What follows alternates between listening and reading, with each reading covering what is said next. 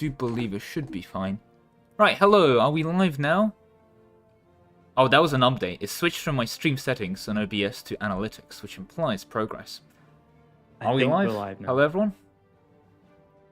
Hello. Hello. Testing.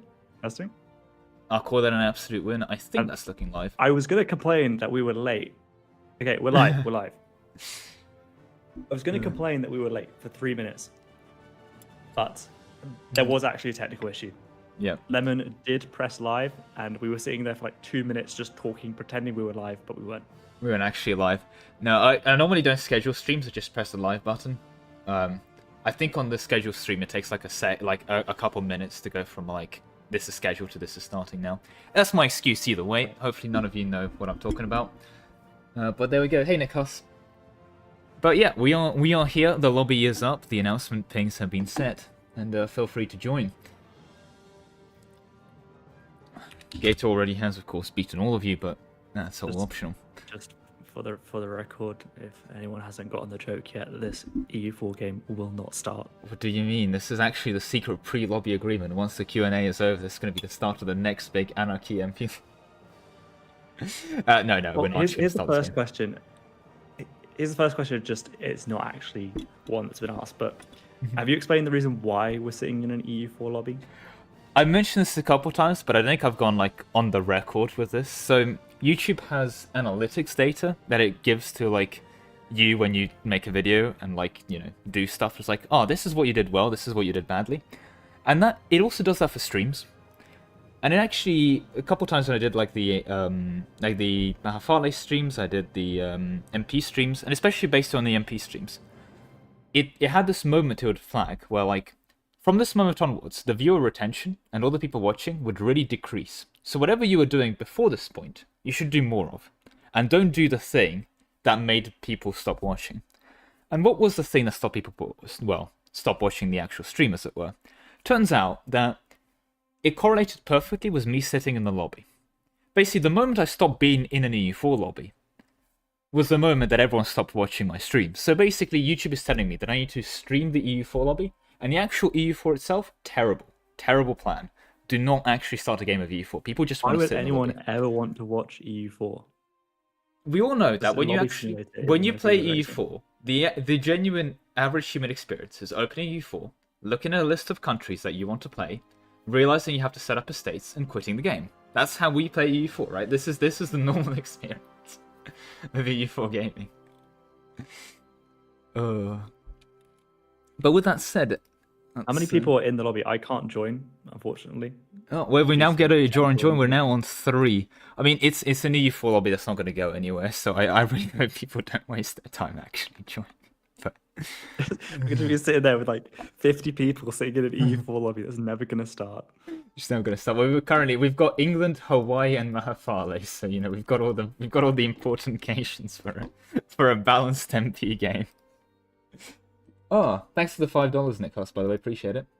But yeah, this is literally, the entire thing is Lobby Simulator. I just want to get that out of the way, for anyone wondering. The entire thing is Lobby Simulator.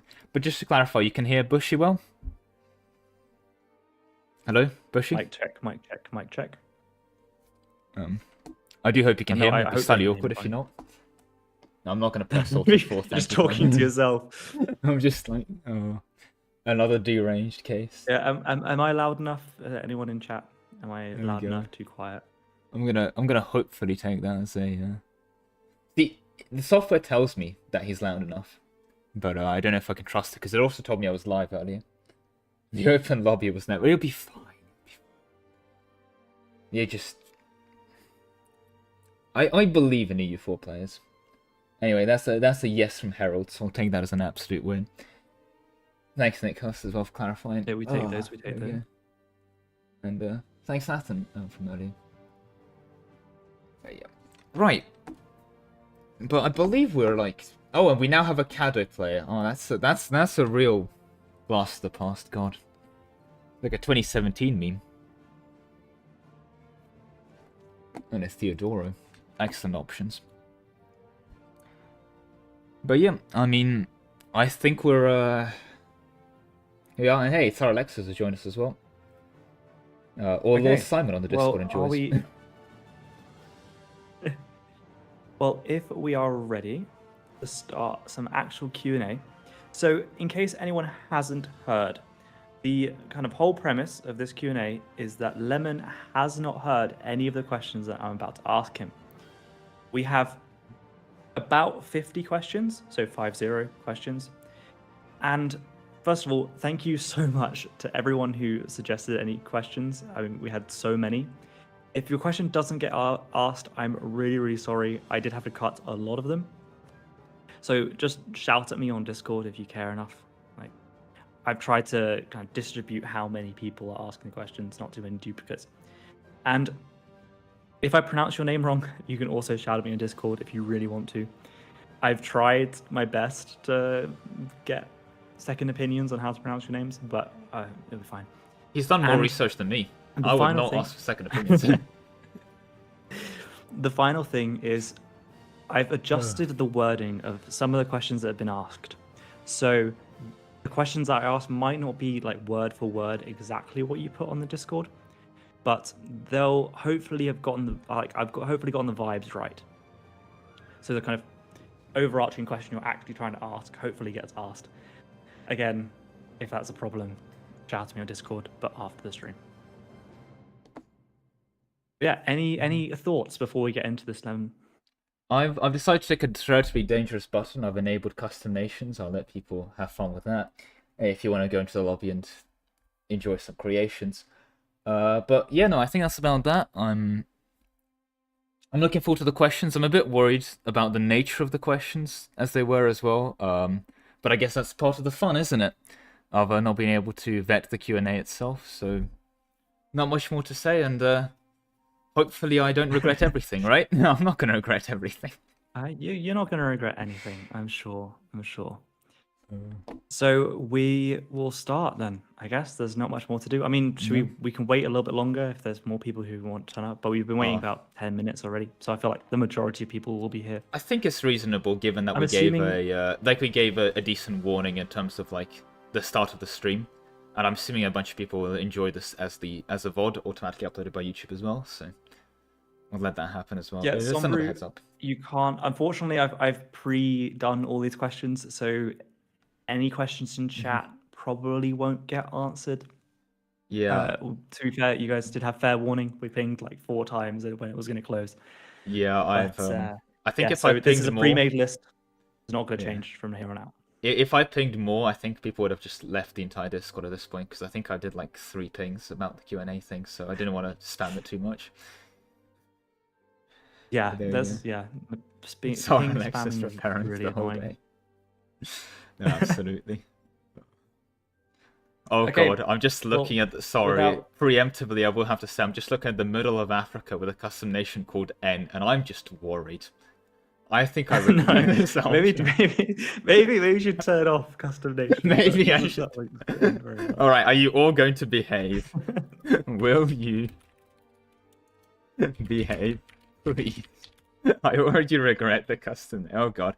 Oh, and there's Jerusalem. Oh, what did he call Jerusalem? And that's okay. You know what? I'm gonna turn off custom nations. I think. Oh, I can't because the custom nations exist. All right. Can everyone please turn off custom? Oh no.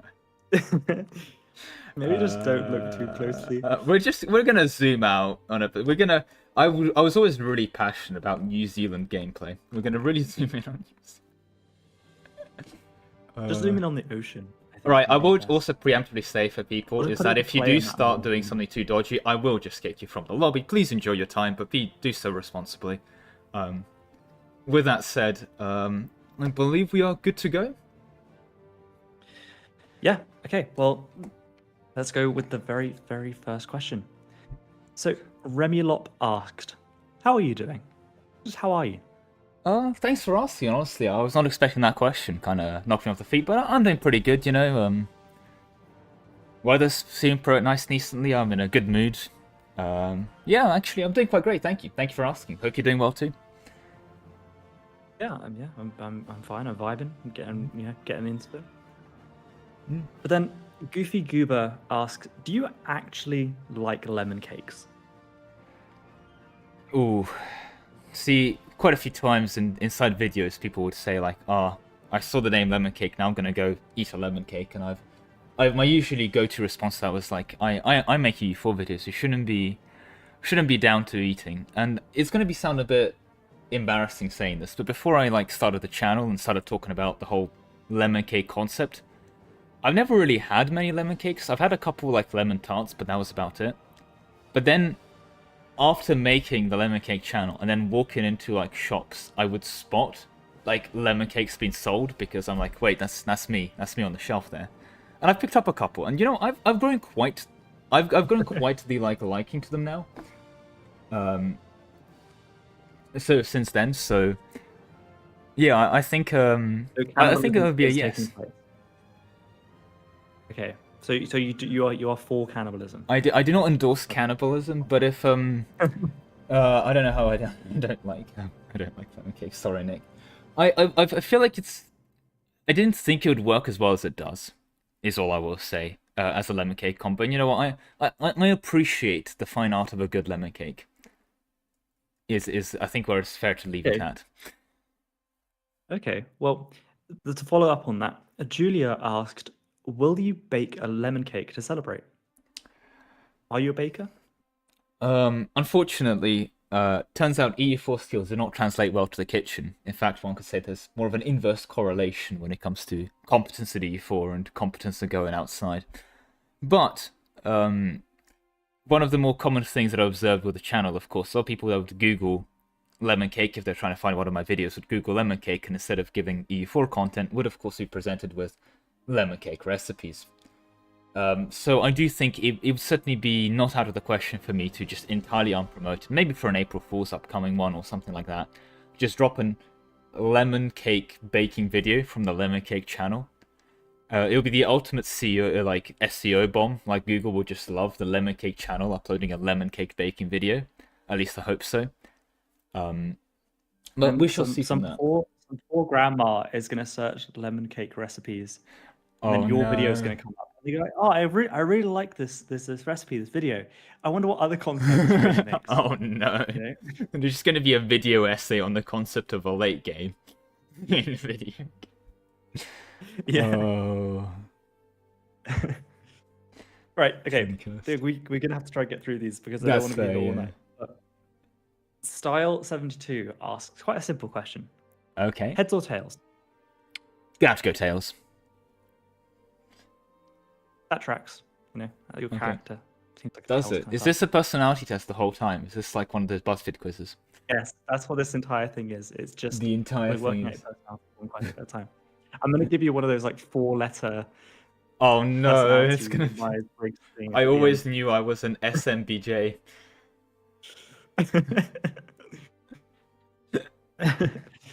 Yeah. Okay. Right. Uno Hair asked, "Why did you start your YouTube channel?" So, how do I? It's gonna sound really bad, but in a lot of the early videos that were modify stacking. Well, first, before I actually made modify stackings, you would know that I used to. Well, I played MP4, as you may recognize, I'm currently sitting in an MP lobby, and as part of that, I took over. Well, because the old MP host quit, Spambuka, rest in peace. He's not actually gone or anything, just quitting. He quit EU4, but he quit EU4 and also quit hosting the MP. And so I was one of the active members there, and I was given ownership of the MP game there.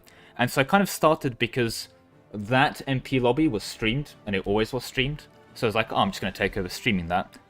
But that was about it, and I didn't really like work much from there. It was just an internal thing that was like an internal small MP that was streamed. So that's kind of how I started. And as part of that, I also made a couple, for lack of a better word, shit posts. I think that's a fair way of putting it. About like the small balance update for Poland.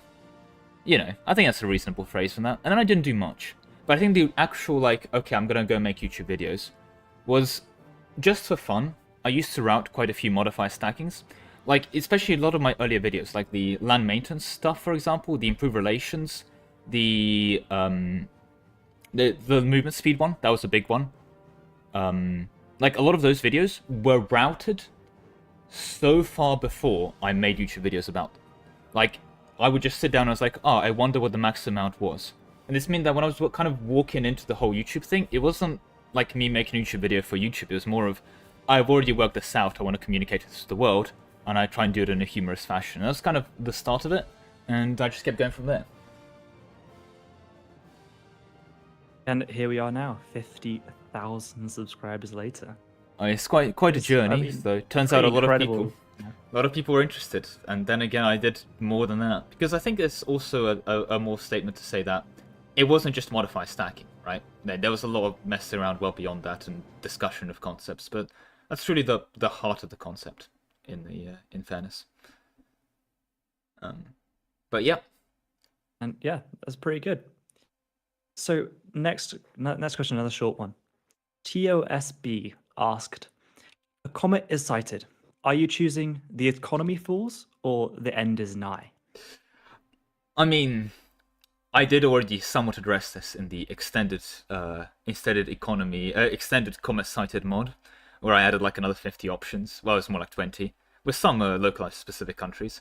But I am the economy is nigh enjoyer, and I know it's a very controversial choice. Like a couple of people saw my choice in the comment section that was like, I can't believe lemon cake will be the economy falls option selector. I'm unsubscribing right now, which fair. It's a very controversial statement. I think it's the most controversial choice I've said, but it is the economy falls. I think that is the go-to option for this one. So okay. Then in the first of the 4 letters, I'm definitely moving towards a C in the Myers-Briggs. Okay. Cool. Oh no, it's actually. So, Black Star asked, across all Paradox games, what is your total hours? Oh, it's bad. It's bad. It is not good. Just list it out if you want to. All right. I guess this is kind of an hour reveal, so you know what? Sure, you can get that. Another thing, this is going to be a bit dodgy in terms of mentioning, but I will preemptively say this. That Paradox has mentioned that while they don't legally endorse the concept of piracy, because they can't, they understand a lot of people do partake in. So just take this with the asterisk that I had not always played these games on Steam, because I had, of course, acquired the disc copies of some of these earlier titles, haven't I? Yes? Yep. Yes, of course. Yep, of course. Okay, excellent. So that's another caveat, especially for some of the older titles like Crusader Kings 2, which I have certainly played a lot of hours on, not on Steam, and hence aren't recorded, for example. But do you want to quickly go? I think it's fair to go through the Paradox titles. Although there will be one, I might be cancelled for my Hearts of Iron 4 hours, preemptively. Well, I will say, I was young, I was foolish, you know, we all make mistakes, right? But, CK2, I have 687 hours. Crusader Kings 3, I actually only have, and this is going to sound as a massive shock to a lot of people, 136 hours in Crusader Kings 3. I have not played that much Crusader Kings 3 to date, frankly. Mostly for video research purposes. EU4 is bad. It's 4,624. So that is not. Oof. That's a concerning amount of time, but I've seen worse. I mean, I've seen better, but I've seen worse. But that is, and that's EU4. And I will also say that none of that time is AFK time. Like, this is just me playing EU4 or me recording a video, basically. The video is a bit of an inflation as well. But next is Hearts of Iron 4 with 526 hours. Then we have 7.5 hours in Imperator Rome. 7.5 hours. That's probably my most normal. Wait, so sorry, just 7.5 hours. Didn't you do that stream with Lath? That was 4 hours long. Like, wouldn't that be over half of your hours? I would like to also preemptively clarify that before that stream actually happened, I asked a couple of people that I knew were really massive Imperator Rome tryhards, and they spent around 2 hours in a crash course after I opened Imperator Rome, giving me all tips on how to play the game and all like the metagame strategies and everything as well. So that stream actually took up 6 out of the 7.5 hours. So it's even worse than it seems. But indeed, the true Lemon Cake fan would know that I spent 4 hours of those hours in a late stream. By the way, the third version of that stream is happening. Imperator Rome will be back, I promise. It's something Ava Caesar, right? Right? But next we move on to Stellaris, of which I have 1,034 hours. Some of them with you, actually. And then a lot of them with me. And then we're going to have a bit of an iffy one, because a lot of people are asking, why don't I talk about Victoria 2 in some of the video essays? And I guess you're going to get your answer now. Because I have... people ready for this? 91 minutes in Victoria 2. What? Yep. I didn't even know that. I kind of just assumed you had like 100 hours. I just never really played Victoria 2 because I was waiting for Victoria 3, and then Victoria 3 dropped. And it was not an uncontroversial drop, is all I will say. And it got quite bad because, like, when Victoria 3 came out, I was already involved in like the Paradox cycles. I got sponsored for the Kings of Kings DLC, for example, by Paradox. But that also meant that like Paradox gave me keys for Victoria 3. And so we're going to talk about Victoria 3 hours, and I think it's probably going to be the most controversial one. Because are you ready for my Victoria 3 hours? I mean, after hearing Victoria 2, it can't be that much worse, right?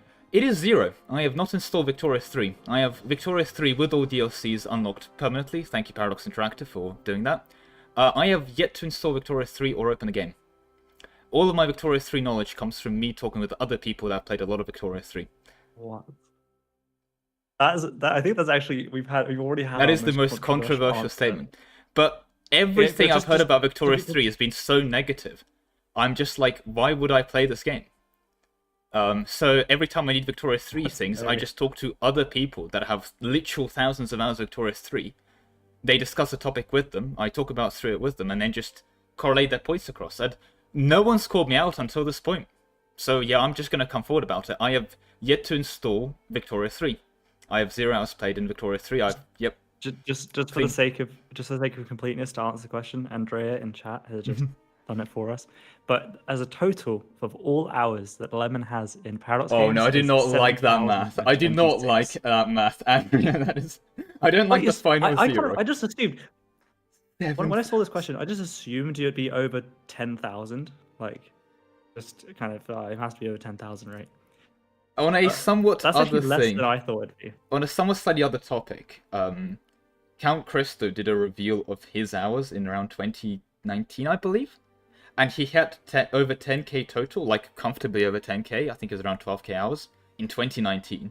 So I fear what he has now. So ironically, it seems not that bad, but it's also 7,000 hours. Like, what's 7,000 hours in like days and years? I think that's like... That's 291 days. We're getting onto a year. It's 291 days. 7k seems low for a Paradox player. Oh boy. It does. Oh okay, god. so just bear in mind. So Lemon has 7,000 hours in Paradox games. As a follow-up question from Lord Zendikar, when was the last time you physically touched grass? Like, and I'm gonna add like a constraint to this. It has to be with your hands. When was the last time you actually, with your hand, touched a piece of grass? The problem is that it was today. But the context isn't that good because I was going outside, not for like a walk or anything glorious or, you know, fancy, if that makes sense. It wasn't the best reason for me to touch grass, if that makes sense. That does make sense. Okay, we'll leave that there if you want. It's like, so it was accidental at best. We'll leave it at that. Okay, so Tommy Longbow asks, when did you start playing EU4? Just how many years ago, you know? So I know for me it was about 6 years ago. But I need to... This is going to sound really bad when I say it this way, but I'm going to need to use Google for this because I need to check when a DLC dropped. Because I remember the first EU4 DLC that came out. So is that fine if I you look at the EU4 patch? Yeah, Google whatever you like. Fair. Because I can't remember the year, but I can remember the patch, if that makes sense. Yeah, that makes sense. Which would have been that one. So yeah, it was pre 14th of December 2017. So pre 2017, which is now more than 8 years ago. So, but not I was not around for some of the super early stuff like the Cossacks DLC or Art of War when that came out. I had already walked into a very mature EU4 that just kept getting more and more stuff changed to it, if that makes sense. That makes sense. That makes sense. Okay, so another question from, bet this is wrong, but Goofy Toofy is from top to bottom, how would you rate your proficiency in the mainline Paradox games? I would already assume that Vicky's at the bottom. So EU4, CK, Hoi, Stellaris, on whatever. I think it's a crime to put Victoria anything below the bottom. But I'm going to have to ask for a very quick backup clarification that I can't ask the person, but I'm going to ask to you now. Okay.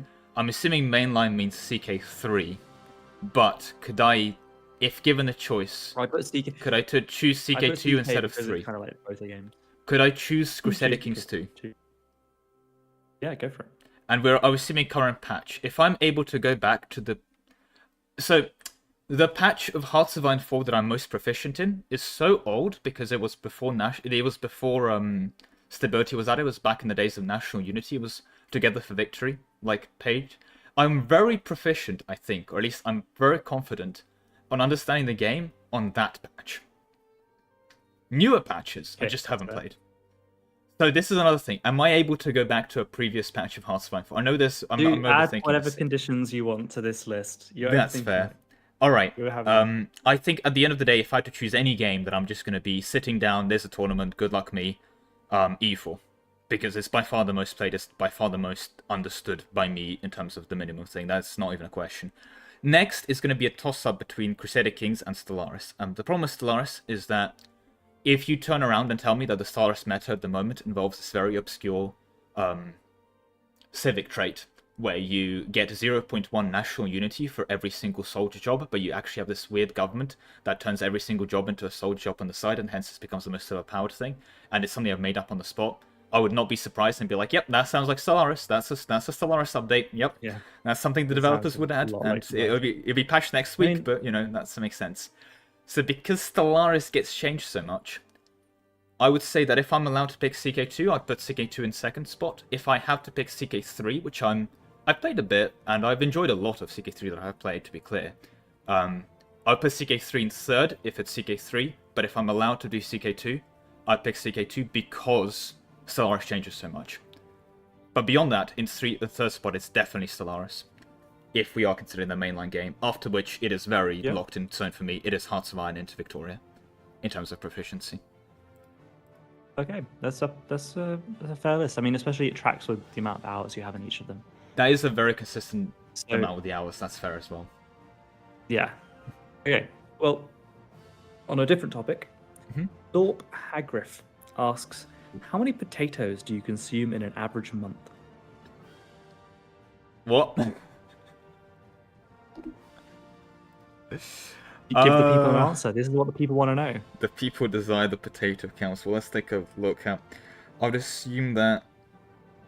This question was originally asked to be in the unit of moles, so I've already saved you all of that. Oh, thank God. Okay. Well, assuming I think it's reasonable for me to say that there are quite a few days where I have a potato-based meal twice a day. And there's quite a few days where I don't have potato-based meal, like mashed potatoes or baked potatoes or something. So I think averaging one potato meal per day is a reasonable assumption. Next, it's also more than reasonable to assume that... how many potatoes would you say in a meal? Probably around 2 potato per meal. I think 60 potato is a reasonable amount. What have you done to my lobby? You've crashed the EU4. It's not even unpaused. I haven't even... How have you done this? I have the crash report right now. Yeah, it's not responding. What have you done? What? It's not even possible to crash in a lobby. The last message is from Void Portal saying Europe has become a tumor. Well, on that note, you can enjoy the sleeping lemon cake as I reopen EU4 and I wait for the next question and put the lobby back up again. How have you crashed the lobby inside the lobby? That's actually impressive. That's incredibly impressive. That's I would love to know if anyone who's in that lobby who just did something before that happened. What happened? Custom nations. How? I've never heard of this before. How you do it? I turned the ledger off specifically. The custom nations, by the way, I just want to really stretch this out, are limited to 200 points. So it's giga limited custom nations as well. This isn't like open custom nation season. It's limited hunting. Well, Well, art. I know that Europe was beautiful, but art involves destruction. Okay, we're gonna destroy some of the art. We're gonna let you draw anew. We're gonna have a new canvas. Okay, I'm gonna make a deal with you guys. Okay, we're gonna have 800 points per custom nation, but you're not gonna crash the lobby. Okay, is that something that's reasonable? That's a fair thing to Is ask. that reasonable? No lobby crash. Oh. Yeah, I know my stream thing. Okay, It says so I'm to get back to sleeping. the question. Yeah, this take me a while to reload the EU4. But yeah, Let's wait for it. So guys, so an upper bound for the amount of potatoes you consume once is 60. I think that's yeah. I do like my potato. What do you say a lower bound is? Like how's the most amount of days you've gone without eating a potato? There were not happy days. That was a sad day if I'm without potato. Potato truly includes happiness. Potato can be turned into alcohol as well for extra happiness. But before we get into that topic, I guess you could conclude that as a consumption of potato. Okay, right. So I somewhere, think it's somewhere 30. between like 60 and I would say around 30, Wait, 40. that's pretty high. And that's because, especially while at university, I lived entirely based off a rice and potato based diet. And what would happen, it's going to sound very lemon cakey, is that I would just decide that now I want potato, and I would, for around 3 months straight, I would basically subside entirely off potato-based rations, and then I would just get tired of them, and I would switch to like pasta, and then I would have a couple months based purely on pasta. Then I would switch from pasta to rice, and I would just have 2 or 3 months based on rice, and it would just kind of rotate around that. And it sounds quite bad because it is, but yeah. So when you say a lower bound per month, it could genuinely be 0, because there would be months where I would just entirely subside of rice or pasta. This is the opposite of health. This is negative influence. So do not do this. I do not endorse this message. Don't. Like, I'm not actually listen joking to right a now. This literal isn't a lemon cake. meme about like me saying don't do this. I do mean this. Do not do this. I made a lot of that. That was a mistake. I was genuinely rather unhealthy when I returned from university, and thank you very much for my family's nutrition to save me. Is all I was saying.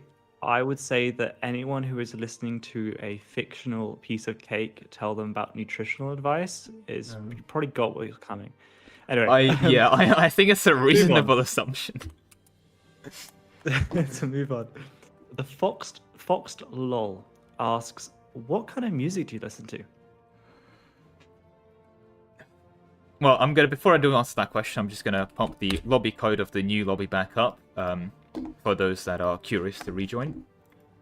Which, by the way, just so everyone to be clear, when I'm streaming on YouTube, there's a Chrome tab I have open which streams it, and as I just clicked back on it, the Chrome tab itself has crashed, so I just reloaded that. Thankfully, the stream seems fine. So I'm a bit worried about how your EU4 innovations have managed to crash my lobby tab, my Chrome tab, but I'm not going to worry about it.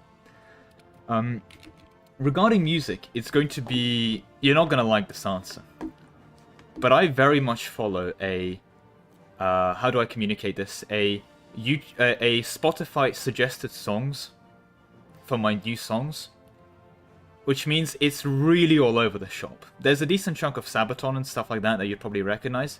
But there's just really random stuff out there. I mean, even Bushy Boy himself, if he wants to clarify there's some stuff he sent to me. Usually I'm like, yeah, this is actually pretty good. And I go with it. So it is insanely all over the shop. Like, I'm looking at my liked songs right now. And I have the Dreadnoughts next to One Republic, next to Banished Privateers, next to Powerwolf, next to like next to a British I don't know, like a British underground punk band, Random Hand. If anyone had heard of them, then there you go, from a real life friend as well. So it is, when I say it's all over the shop, I do mean it's all over the shop. On the whole, if I answer for you, I'd say it's probably quite rocky, right? Or rocky metal. It's heavy on rock as well. And I think that's a reasonable sound. There's definitely a lot of rock influences as well from my father, who has very much pushed me in that direction. I would not resist.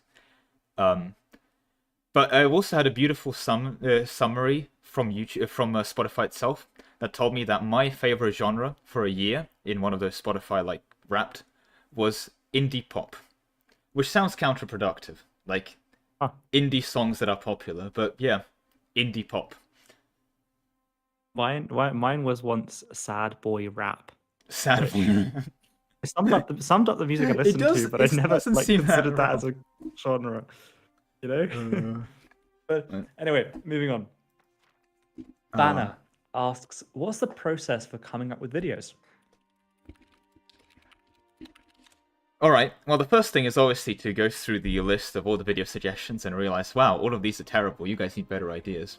Of course. Sorting by YouTube members first, of course. Sorting by YouTube members, of course, which is a form of sorting, which I am able to access.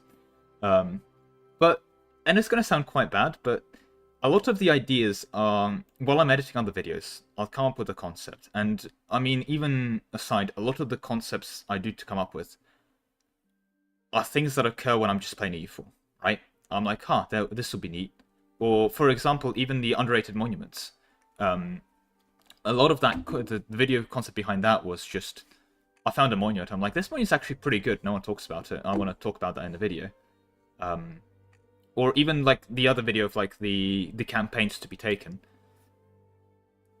That video was just me throughout genuinely years of playing EU4 going, I want to try this campaign. I'll put it on a to-do list and never end up doing it. The best way of summarizing the videos, I think, was me going, this will be a cool idea. I want to do this, and then actually getting around to doing it. And this is my little ADHD bit of advice for everyone out there who also seems to have similar symptoms. You can just do things, right? If you want to like go clean your room, if you want to go write an essay, you want to go do an EU4 campaign. You don't have to wait until 8 PM on the dot or 7 PM on the dot to start doing this. You don't have to wait until some specific lifetimer. You can just go do things.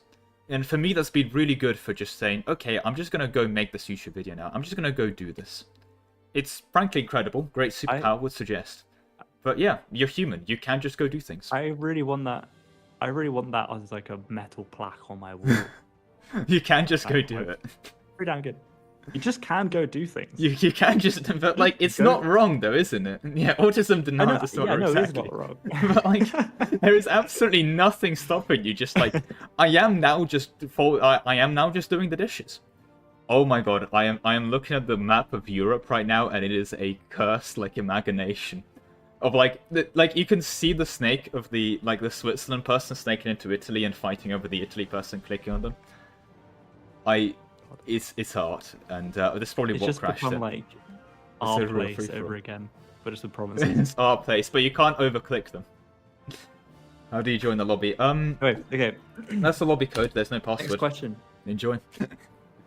But yes. You don't want to pin that. Good shout. Anyway, next question. What is your go-to brand of beer? As a beer enjoyer. I'm just going to answer this immediately so people don't think I thought about this. If I'm not looking at price, Peroni. If I'm looking at price, cheapest. Peroni. And it's going to sound really weird because I've been to Italy a couple times. And the Italian Peroni is very nice. But it's very different to the UK Peroni we have. And while I do think the Italian Peroni is just a better beer, I have to also concede it's a different beer. So when I say that I like Peroni, bear in mind, if you're having Peroni outside of the UK, you're probably drinking something very different to what I'm drinking. But it is my name a beer, go, this is the one I want. Italian, I know, not British. I should have said Old Speckled Hen. I don't drink beer, so favoredness, but yeah. I can't judge you. That's my answer. Peroni it is. Okay, now we've got a very, very important question. Oh no. From King LW. Are you more lemon or are you more cake? I think, again, we have to answer this one quickly, so it doesn't look like I've had time to think about it. But I think the best summary of it would be that in truth, I am a cake with elements of lemon characteristics. At heart, I am but a cake. When you walk, does it clap? I actually had an issue that I had to be untaught as a kid because I spent a long time walking on tiptoes, and I had to be untaught that with a physical therapist person for like around 3 months when I was around 5 years old. So unless you count walking on tiptoe for like 3 years as clapping, no, it doesn't clap. Sorry. Oscar asked that question, and sorry, Oscar. Oh. Doombar is good. I will also preemptively go to Cirques. Doombar is excellent in the budget department. For more budget constrained as individuals. But yes. Well, then the next question is the Big God. Will G asks, what is your go-to fun EU4 game at the moment? The problem I have with fun go-to EU4 games is I play them until they stop being fun go-to EU4 games. If that makes sense. If it's a multiplayer context, and there's no nation limits, and it's like a lobby of 10 people, there is one nation I've played so much because it was a combination of me like being asked to sub that nation, and then I played it a bunch, and then I learned that nation. I kept learning how to just. I think it's the most comfortable with, so I can turn my brain off and just play optimally. I know it sounds counterproductive, and you've crashed my lobby again. Excellent. But that would be, and I do apologize for all the Lemma fans for saying this. That's going to be France. I've just played it a lot. I've learned empty France at this point. I am comfortable in France. Not in the actual real life nation, to be clear, but within the domains of those borders. If you're comfortable in France, something is definitely off. You should check your surroundings. But that's the go-to for multiplayer, because it's a strong nation. It has missions. It has content. You know, there's stuff to do, right?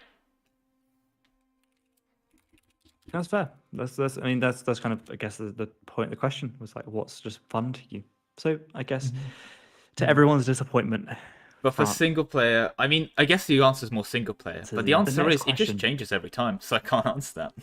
So we are going to have to move on to the next one, because I played and I get bored and I move to the next nation. That is the peak EU4 cycle.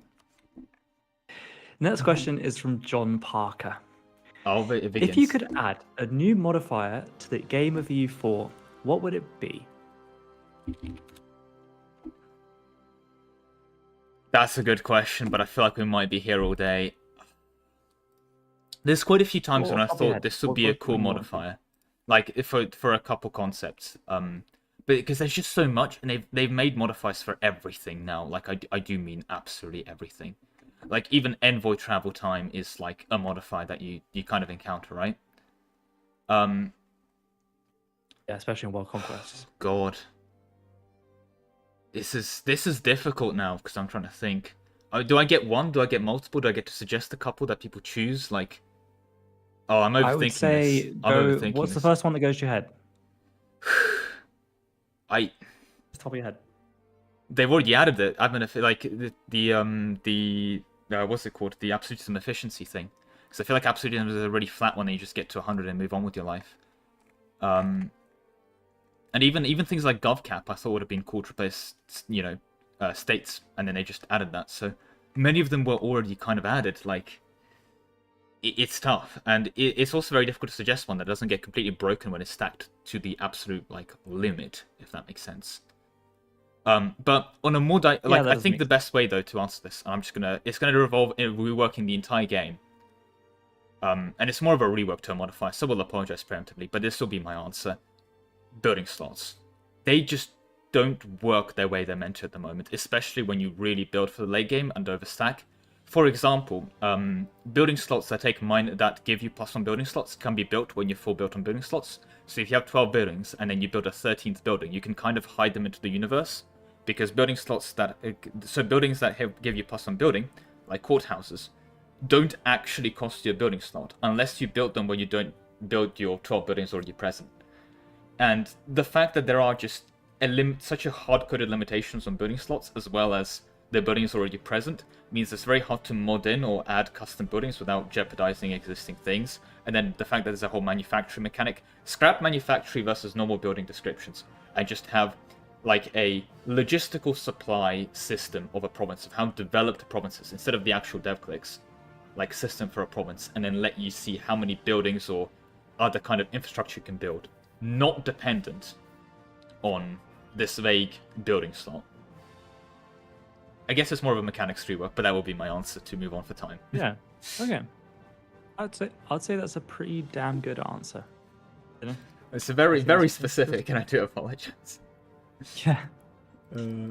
Anyway, I think you're gonna like this question. I spotted it, and I was like, oh. Casimir asks, "What is your opinion on Total War?" It's specific. Because I walked into Total War, never really playing Rome. I did play Rome. I know I just said I never played it, but like I played like 5 minutes of Rome and like Rome Total War 1. But at my heart, I'm a Medieval 2 Rome Total War enjoyer. That is like my bread and butter. But the problem is that it's my only bread and butter. That is quite literally the only real Total War game I've played. And most of those hours were genuinely on a disc, not on Steam. And even on Steam, when I picked up the game again, I still managed to clock in, let's take a look now, 320 hours in Medieval 2, right? And that's, again, after probably quite a few campaigns, just not on Steam.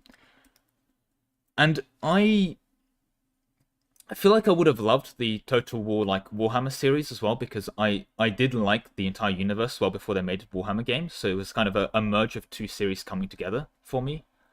But I don't know, I just feel like they neglected the economy and nation management to such a massive extent where I wanted to scratch that itch more than anything. So I ended up playing, and don't laugh, the Medieval 2 Warhammer Fantasy mod for Medieval 2 more than I ended up playing Total War Warhammer, despite owning that. And like playing Total War Warhammer scenarios in EU4 and Crusader Kings more than I ended up playing Warhammer. Because I don't think they made up for the lack of like, settlement management and so on within the Total War franchise for the newer titles. And Medieval 2 kind of peaked in terms of the national management. So I love Total War, I love Medieval 2. I think Rome was so an excellent entry in the series, but all of the newer titles leave way too much to be desired, and I cannot in good faith say positive things about them. I did not partake in them, but my god have I heard bad things. Probably See, the problem is I think the only Total War game that I've ever played is Rome 2. And I played it for literally maybe an hour, 2 hours. I tried to flank, like, there was like a siege, it wasn't a tutorial, it was like a siege thing you have to do. I tried to like go in through the side entrance, and the game was like, you're not supposed to do this, restarts the fucking level, and then just... That's the new games like, for no, you. like, why were we getting punished for trying to be creative? So I rage quit and I have never played it since. For me, the big one in Total War Warhammer was when I had a unit of Empire gunmen, and I was like, oh nice, have these musketeer units. And then they went into a battlefield and they shot their guns out and they started arcing, which was already pretty bad, but I was, still already invested in the game, played it for a bunch. But I think the absolute peak of that was when my musketeer unit went up to the walls of an enemy settlement, and there was a unit of infantry on the other side of the walls, and my musketeer gunmen aimed up into the air to arc their gunshots above the wall. And I was like, right, I just can't. Just how it works. I'm gonna call it there. I'm gonna call it there. So I will endorse Medieval 2, but we're gonna leave the conversation from here. Okay. Right, then we're back with John Parker, as he actually asked quite a load of good questions. So I added... I'm looking forward to these now. If you could make one more DLC for EU4, what would it be and what would you add? So immediately I'm going to say that we're going to need some creative work. Like, we're definitely going to need some creative writers on the namings of this DLC. But it will affect five nations at a minimum, up to 7. It's going to give a new it's going to mainline give a reworked new mission tree for a United Ireland, which will either have a GB Celtic Union path or a colonial island route. And the other part of that, it will have. I would also need to rework both Morocco and Tunis, because those two missions are in dire need of an update. To the extent, for example, that Tunis having an old mission tree is the only reason that they want no culture, no faith run by the Pope as possible, because Tunis's mission tree is so old, they're able to gain a core on a province that doesn't exist and has no population, which lets it become no culture. I'm not actually joking. For those that are looking at the lobby right now, they're able to gain a core on on this province here, Tajarhi, but that province later became uncolonized, meaning they're able to obtain a core on a province which has 0 population and isn't colonized, and that's the exploit being used for the no culture run. So when we say their mission tree is old, I mean they gain claims and cores on land that is now uncolonized old, right?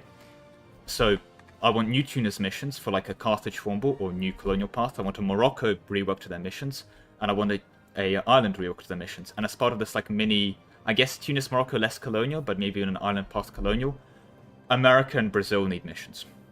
I think they're far too popular as nations to be in the state where they're at, which is frankly disappointing.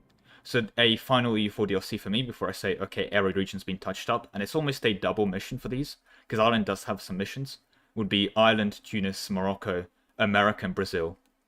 Content for those. And especially I would like some kind of a US Senate kind of content for America, and for Brazil some kind of union content for Portugal, where they have to maintain good relations with Portugal, some kind of mechanic around that, if that makes sense. I think this would be what I would absolutely love to see, and probably doable in a mod, but that for me is the DLC in question. The name though, good luck. I have no idea what to call this. Any suggestions? I think it's banger answer. Manifest Destiny. Lol. I don't know. Oh yes, like the manifesting the Tunisian destiny. Destiny manifested. I don't know. But yeah, I think that's an exercise to the viewer. an exercise to you indeed. So I'm ready for your suggestions. If you give me some, I'd love to read them out. But yeah. Okay, so just to change up a little bit, Frankie asked, "What is your elo?" And now I'm assuming they meant chess with this question, but take it however you want. I guess so. So I play within the English Chess Federation. You can make of that what you will, which does mean I need to convert my ECF to FIDE elo, if that makes sense. Just roughly. You could always just give it like a couple hundred range. So whereabouts are you? I'm googling a converter right now. 1 second. All right. Well, according to this converter, which makes sense because it's backed up by a whole bunch of people, it's 1,600 FIDE. But another thing to bear in mind is this rating is quite a bit decreased because I have not played over the board tournaments since COVID. So yeah, there's been quite a bit of degradation there. But you know, if I partake in it, I'm sure we can get there. Sorry, just a suggestion for the DLC name was the Europa Multiversalis. Europa Multiversalis. That's good. That's good. No Texas missions. Yeah, well, yeah, that's fair. Shove the Texas missions to the American ones as well. I'm sold. Okay, so to move on. From Tigu, what is your favorite country in Anbennar? And I know the answer to this one. Actually, there's one or two. I mean, it has to be Jad, right? Like, it'll be incorrect for me to not say Jad. But it is the ultimate country of, like, this world is way too big, you're not meant to conquer it. Here's the tools to go conquer it. Here's all these insane buffs. And not only do you actually have all those insane bonuses, you actually have, like, a genuine challenge of, like, you know, 10k dev per continent to go use it. Has to be a one-phase Jad run. And hence Jadari. In Jad we trust. Yeah, I thought you'd say that, or you'd say the Magisterium, like the They would be good. They would be cost. good, but they nerfed them. The bastards nerfed them. They used to have plus 10 discipline, and I can't return to you know, a lost glory. I got a 3 idea group 175 discipline Magisterium run. And then I decked on a coalition that was the entire empire and just beat them up because I had 75 discipline swing plus 4 wizard against like out AI. And that was a great run. I would recommend it. But they got rid of fun because Anbennar developers hate fun. Anyway, with that note, Reconquest of Paradise, that's good. Okay, well, here's a very different question from all the others. Cass asks, what are your top 3 interior design tips? I am the wrong person to ask for interior design. I live in a white box. And I do not put anything on my walls. No. I am inside an insane asylum, which explains a lot of my videos. Yeah. Are you by any chance like in one of those suits that like your hands are tied behind your back? Yeah, I mean, I had to learn to use a keyboard telepathically. But one you of actually had Elon Musk insert one of those. Yeah, I got the preemptive version, yep. This is actually why I'm able to do so many inputs in EU4. I'm able to dev so efficiently because I just know the dev of every province. I just feel it. But in terms of interior design, I may not be very good at interior design, but once I look at interior design, I become very opinionated and go either, oh my god, I love this, or oh my god, I hate this. So my best tip for interior design is to make sure I love it the moment I see it, because if I hate it the moment I see it, it's just over for you. I'm gonna hate it forever until the end of time. And that's gonna be the main tip, actually. Just go with that. So, the overarching tip is send your interior design to Lemon, and then he'll either love it or hate it, and that'll be the permanent opinion of it. Yeah, and it will never change. Like, it could become the greatest, most fashionable thing there. Nope. That's it. I'm very committed to random interior design positions. I will take the most random hill to die on regarding interior design, I've decided right now. But with that said... So, Tangerine Lemonade asks, what's your favorite map? Historical or modern? Oh god, there's so many good maps. I love me some maps. I mean, there is a very, shall we say, classic EU4 and almost map enjoyer answer, you know. Like, who doesn't love the borders of the Roman Empire? But the problem with the borders of the Roman Empire is that a bit hard to tell. They're a bit all over the shop and they keep changing all the time, so it's a bit more, you know, a bit more tough to like actually pinpoint a specific border that you go with, right? But I will say that's definitely one of the nicer borders. I quite like the England-Scotland border, because it follows a lot of the natural like formations in stone that actually occurred. So, like a map of the border. But I guess the better way of saying it is like a map of the United Kingdom, so you can see like England, Scotland, Ireland, Wales, all of that like united in one. I think the UK map is quite a nice map, as far as maps go. In terms of other things, and I think it's these are better. Took that completely differently. Okay, fair. I think it's better for me when it's divided, because when it's a big united one, it's a nice shape. India's very nice when it's united as a shape. But I think when you look at like a divided India, or many of the times in history when India's devolved into many, many kingdoms, it's just such a tapestry of stuff going on. You can spend a long time looking at India and like seeing what's going on as well. Because with India, like even if you look at like some random OPM small kingdom here, like look at these chaps over here that I've just clicked on the MP lobby. There's probably like 100k people living there. They've probably had like 200 years of history.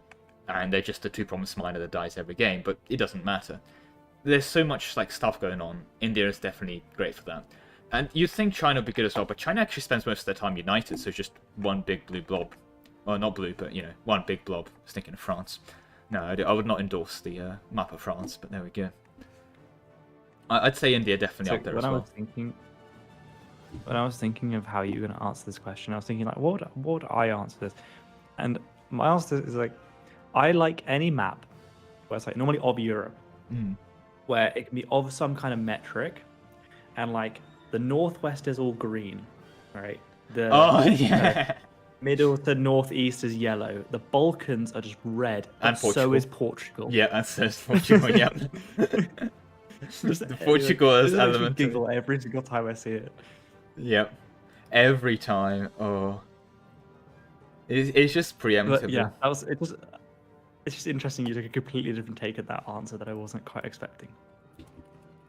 But now to get something a bit more wholesome. Okay. Honor Blitz 12 asks, what is a moment which formed who you are, either like in real life or as an EU4 player? I mean, you're gonna have to ask me to like point to a single point. Just like some kind of influential point, you know. For me in EU4, it's getting backstabbed in the first grand campaign I played. I was like, you know. I mean, I was the person doing the backstabbing. And, like, MP in that moment. I was the person doing all the backstabbing usually in my MPs, and then failing miserably, but getting better and realizing backstabs are bad. But it's a bit, I don't know. I mean, in the most poetic way of possible, like the first games of EU4 that I played, and then actually, and I've mentioned this a couple of times before, but more fun lemon lore is that I was very much originally a Crusader Kings 2 player, and very full send on that. And I was reluctantly forced into EU4, and then over time became like, I was forced into EU4, played a bunch of EU4 with my friends, didn't like it, stopped playing it, and then when they stopped forcing me into it, I started playing it on my own, started enjoying it, if that made sense. But I think like those first initial games of EU4 really like shaped my understanding of the game in a way that took me a long time to get rid of. And it's very, I think it's a product of my existence in the sense of like, I think it's incorrect to point at one like turning point or anything. It's really just my day-to-day life and existence is a more accurate measure, right? In terms of shaping me. But if I was forced to, like in this Q&A, to point towards a single point, I think those initial games of EU4 that I hated and dropped the game, but then like the decisions to come back and try it in single player really were quite influential, I believe, is a reasonable assumption to make.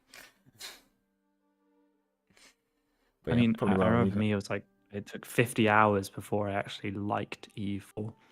To be I had to fair, keep getting bullied into playing it.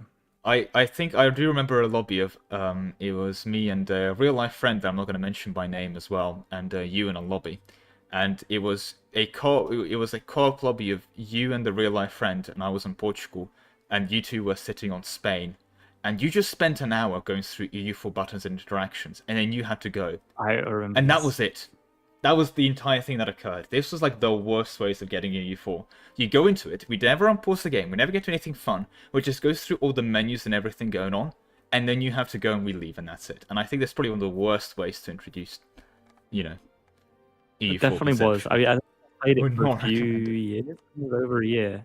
But here I am, 12,100 hours later. So something worked at least with it. I've got a very important question from Cirques. Oh god. Did it jiggle when you fell from heaven? What can I say? I'm not the one to judge the jiggle. The judgment of the jiggle is best left to the audience.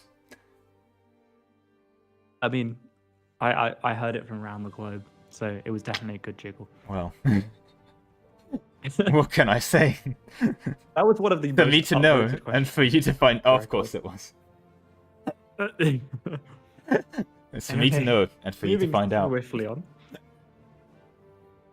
From GameBreaker667. What's your opinion on non-grand strategy paradox games? So, for instance, City Skylines or Surviving Mars. I did actually play Surviving Mars, and you're not gonna like this answer if you're a Surviving Mars enjoyer. I really liked the early game of Surviving Mars until you got the first human on Mars. And then I realized how to manage the humans, and I was like, this is actually bad, I don't want to play this anymore. So I feel like I'd like the Surviving Mars game if it was just the early game of it, where you're setting up the colonies, everything's done with robots, and you're setting up the colony that way. But micromanaging humans, and then you have like a population of 12, and then you have to go and look at a random colonist called Lewis, and then realize that Lewis doesn't like apples or something, and, setting up your conditions to make Lewis happy is just not the reason I picked up the game. And I did really enjoy the earlier parts of the game as well.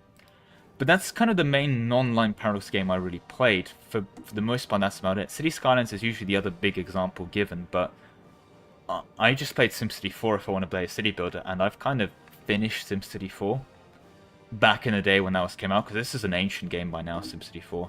So I'm kind of completed the genre of city builders in my head. As weird as that sounds. Yeah, that's fair. I mean, so to sum it up, you over 99% of your time has been playing the... That's an understatement, but yeah, over 99. I don't think there's 1% of time to... Actually, what are my Surviving Mars hours? You know it's bad because Surviving Mars isn't even in my paradox section. Let me try and find it because it's... Surviving. I have 24 hours in Surviving Mars. So, yeah, it is literally less than 1%. It is like less than 0.5% even. Damn. Oh. Okay. Well, yeah, so basically you don't really have that much of an opinion. Because no, I don't partake. So, I do apologize. To get back onto the mainline strategy games, Farmer Alpha asks, what's the best way to get into playing multiplayer EU4?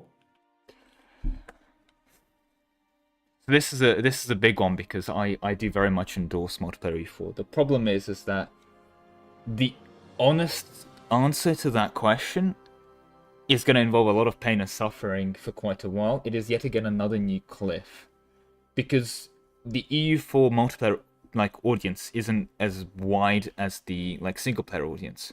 And while single player, if you are just playing suboptimally, just kind of vibing in Venice or whatever, the AI tends to let you get away with a lot, right? You can go take espionage, diplomatic, naval, and be fine as Venice, right? You'll probably be more than fine with those idea sets, to be honest, right? I'm not gonna give the FK stuff. Sorry. We need to select a nation. Everyone's welcome in this lobby. But to answer the question more specifically, like, there's a lot of things you will learn, especially if you already have a background of EU4, that are very bad for multiplayer. But an understanding of multiplayer is that the goal of the game almost becomes, what is the strongest nation that I can build given my circumstances? Bearing in mind that we're looking at nation strength based on, like, armies. And a big part of what multiplayer is so fun is that in single player it doesn't make sense to over-optimize, like, plus 100 gets produced to become a lot of money. Like, great, you have enough money well before all this modifier stacking shenanigans. In multiplayer, you never have enough money because you can just go more overforce. You never have manpower. It makes sense to play the game super efficiently. The problem is, of course, the existing audience is already going to have years of experience playing the game super efficiently. Which does mean that, unfortunately, the best way of learning the game is jumping in, getting bodied left, right, and center, asking a bunch of questions, finding out the hard way, and continuing. In a rather unusual fashion, one of the things I've even found with the Anarchy games, the meme games that I've been setting up, is that while they do have multiplayer like a lot of multiplayer professionals that know what they're doing, I say professional not in the term that they're doing it as a job, but they've got a couple thousand hours in it in multiplayer alone. You have a lot of people around you that are also new to multiplayer, so don't get that punished for partaking in these games. But you also see a lot of people that do things in the multiplayer environment that are very, very strong and, like, almost goals to aim for, right?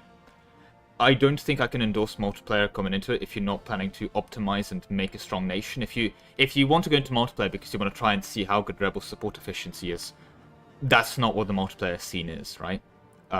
Try that in single player, you're going to have more success. But if you are genuinely looking at multiplayer and want to enter it from that way, have that mindset. Have the mindset you're going to lose a bunch of games, and just genuinely do your best. Play every game to win, and you will just get better over time. The community is going to call you bad, but that's kind of the shit talking that they do within everyone, so that's another thing to bear in mind as well. Yeah, I mean, like, I'm going to add a little point to that. It's just, I'm going to add a little point, which is try not to get your feelings hurt. Absolutely, as well. I remember the first time playing multiplayer EU4, like competitively in the grand campaign, and just getting feeling bad because I got backstabbed or lost or whatever. It was just a learning opportunity at the end of the day. You had to kind of build up a bit of resilience to it. But just and most certainly, I guess it's not the answer, I guess. Just play. I know it's not a great one, and on a more unfortunate side, I will also say some lobbies will not support this. It really depends on the lobby you find, but separate people's actions in games versus people's actions, like, as a person. Them backstabbing you is them trying to do what's best for their country, not because they hate you as a person. At least I hope not. Yeah, definitely. Anyway, I'm going to take a very quick 1 second break because it's become very dark in my room. I'm going to turn the lights on, so I'll be gone for a second. Bushy boy, please don't do anything super dodgy. So, guys, as Lemon isn't here, have you heard of this amazing game from the past age of 2007 called Old School RuneScape? If you like old games, you should go play it. Hello, I have returned. Hopefully Bushy Boy hasn't done anything dodgy. Sorry. Huh? Hello, yes, Bushy Boy left you in good care, right? No, he hasn't said anything dodgy at all, right? I am back. Okay, back to the questions. From Lord Simon the Great. Aha. Why do you like shirtless men so much? It's just the thumbnail allegations all over again. Okay, so I'm going to add a bit of a secondary question to this one. But what is the origin of the Chad thumbnail? So the very first modify stacking I did, and this was at a time when I wasn't worried about YouTube terms of service because I had, 3 subscribers and 5 viewers, was the seeing how much I can stack ruler modifiers. And in fairness, it's one thing I've certainly considered many times as doing a remaster of a video, like quite a few times, like quite a few months almost in a row, of like making a remaster of that original video. And a couple other modifier stackings. But as part of that, it was a transition of a Virgin to Chad meme. That was the theme of the thumbnail, right? And so I had the Chad face in the thumbnail and the Soy Jack face in the thumbnail. And that video, at that time, for my standards of what makes a good video, did quite well. It got, I think it was like 2,000 views. I remember, and the reason I say it's got 2,000 views and I was celebrating, because I remember previously looking back like through messages and then I saw me telling a friend like, oh my god, that video got 2,000 views. But then I did other ones like the Improved Relations and the so I did the Core Creation Cost one that didn't have a GigaChad on the thumbnail or any of that nature, and I did a couple others that didn't do that. And I think it was the movement speed. I thought I'll put a Chad into the thumbnail because I had one for the previous ones. See if it works. The problem is that you guys clicked on it. You love that one. You love the movement speed. You clicked on the GigaChad in the thumbnail. So then after that, I would just put them more in the thumbnails, and you guys kept clicking. And that's kind of the story of this channel. I put topless men in the thumbnails. You click on the topless men. You know, you want something. I provide you with the service. That's mainly the origin. It did lead to a rather interesting situation at one point. I did have a friend who came around to fix my computer, and because I had some issues with it. And this actually happened during the when I already started quote unquote more properly on YouTube. I had a month off basically from YouTube because my computer broke for quite a while. And when it was finally fixed, he was like, yeah, he clicked on my computer, did some testing on it to see if it was actually fixed, right? And I was like, haha, I'm gonna look through your files. And I was like, okay, whatever, because I knew I didn't have anything on it. And he went into my video creation files, but most of them were labeled images or whatever. There's a folder there called Topless Men. Unfortunately, when he clicked on it, the folder labeled Topless Men was full of topless men. Which he was very confused about, but I found the situation hilarious and was laughing. Took quite a while to explain the whole thing to him, but yeah. Just for context as well, I imagine you're invited over to your friend's house, and you're like, can you fix this computer for me? It takes you quite a while. You eventually fix the computer. You go to his computer, you're like, oh, I'm gonna find some funny folders in you. You find a folder called Topless Men. You click on it, it's full of topless men, and the person, when they're caught, start laughing. It's quite the predicament. But yeah, no, that's kind of the origin of the chads. I put them in there. You guys click on them. That's the deal I have with you. Basically. Oh, hello. Put topless man, CTR goes up. Yeah, pretty much. Sorry, you did cut out there for a second, but I believe you're back. Sorry, yeah. My apologies. I was just testing something and it used a bit too much internet. Sorry. That's happened to the rest of us. So, to move on, and this is a question I am going to thoroughly enjoy. From Ignesh, I think that's how you pronounce it. How much do you squat, bench, and deadlift? Oh god, it's well, it's a question you're gonna enjoy, aren't you? You were involved in the one time I did the squat. So actually, you can answer that question because I cannot remember. I have a very big problem when it comes to gym exercise, in that the non-machine equipment in the gyms looks complicated. I'm like, I have to set up a squat, I have to set up I have to ask someone to spot for me, I have to do bench things, move the plates. That seems complicated.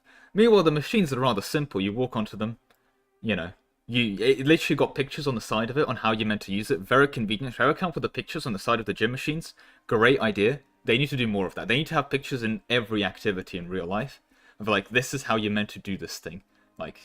It'd be very helpful, frankly, I would recommend. But anyway, the gym equipment has pictures of what you're meant to do, how to use it. So I basically only really use the machines.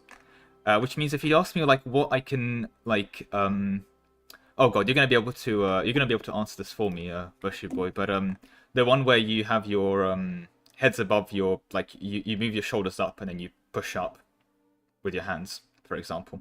I can't even name the name of the machines, basically. Oh, shoulder press. Shoulder press, that's the one. I can tell you the shoulder press amount.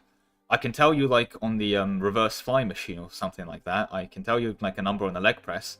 For squats, Lord knows. I don't know. I don't do that. I use purely machines, which means it's very bad. It's very bad when I do a squat. I have watched Lemon attempt to do a squat, and I would say he cannot squat. Just go with that, bench, yeah. And I wouldn't even try making him do a deadlift. And even though no one asked, my powerlifting coach, BT Dubs, is so this was a few years ago when I was actually training powerlifting, but my total was 410 kg at 75 kilograms, which is a 180 kg deadlift, a 145 squat, and an 85 bench in freedom units. That's Lord a knows. £925 total, £400 dead, £325 squat, £185 bench at 865 pounds. And my weight. I will also So quickly clarify that Bushy Boy got quite angry at me when he asked about my specific gym things, and I told him that I basically just go use machines until I can't do the machines anymore, and I just keep putting weight up until I can't do it. And apparently 3-rep maxing everything is a bad idea. Honestly, I just think he's not brave enough. Apparently something about risk of injury I or have so much something, I to don't say. know. I can go for hours. I can go for hours. Anyway, Moving swiftly on. okay, I know we weren't supposed to take questions from chat, but there is a very important question in chat. Does it clap when you squat? I mean, you observed my one and only attempt at a squat. You were there. You were the person benching. So it's up to you to answer that one. You were the only one in the Yes, observation. No it was comment. definitely. No comment.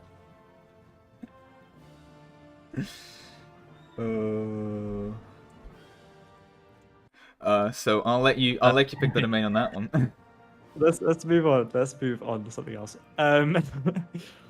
Lord Simon the Great has another question of how did you find Paradox games? What's the origin story of your first Paradox game? I mean, this might get child support called on me, but my dad showed me Crusader Kings 2. Oh no. That's about it, really. And it was too complicated, so I didn't play it for absolute ages. I went back to play Medieval 2 Total War. And then my dad keep enjoying Crusader Kings 2. And then much later, because my dad also showed me Master of Orion 2, which I absolutely loved, I heard that Paradox, who also made Crusader Kings, made this new game called Stellaris. And I played a bunch of that. Like, release Stellaris. Version 1.0.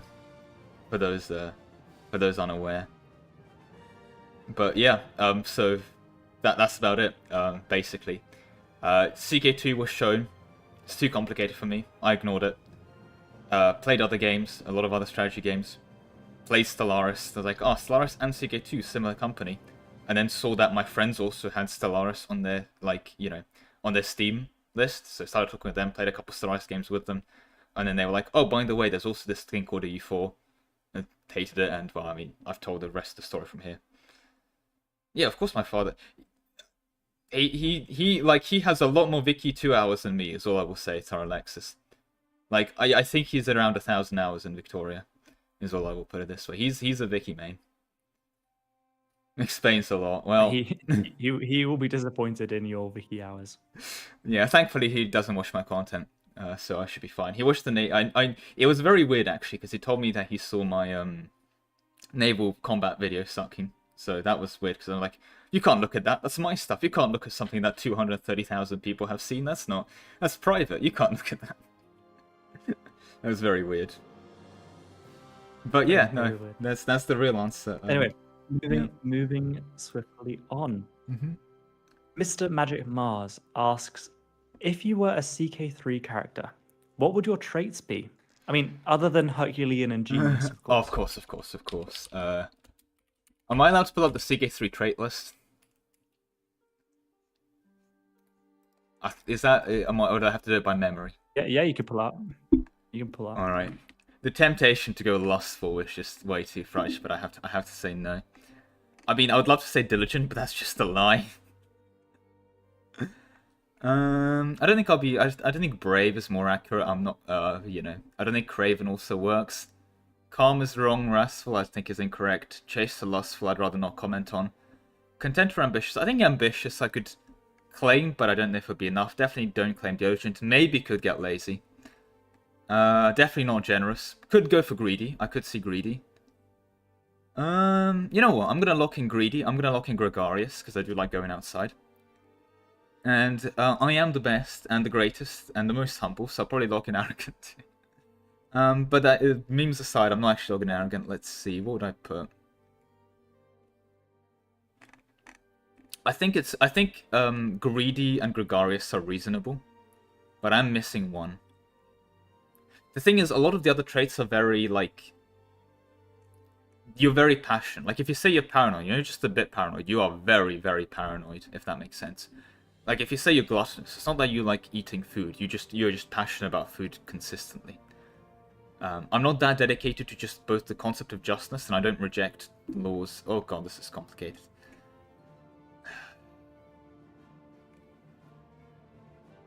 I don't know what to put for the third one. Answer, at least. I don't know what to put for the third one, honestly. So I'm going to lock in gregarious and greedy and let you make up your mind. Wait, is there one where it's like you're bad at taking a decision? If you can't lock a third one in, that triggers that, right? Not really. I mean, there's fickle, but fickle implies you're fickle. I'm not sure if I'm exactly fickle. If anything, it's more over calculating, if that makes sense. And paranoid. Yeah, exactly. Control. But is that paranoid, or am I over calculating it? So yeah. Wrathful, greedy, and lustful, arbitrary. To be fair, I don't know. I like to say it's funny to say arbitrary, but it's not like not even, right? I don't think it's accurate. All right, I'm just gonna go with humble and lock that in, despite the irony of the statement, specifically because of the irony of the statement. Right. Well, now we have a quite controversial question, I'd say. Oh god, I am ready. Style72 has asked, how has people posting anime on your Discord affected your faith in humanity? I mean, the good news is it hasn't had any effect, and that's because the face was already gone well before anime was involved in Lemonland. So, that's the long and short of it.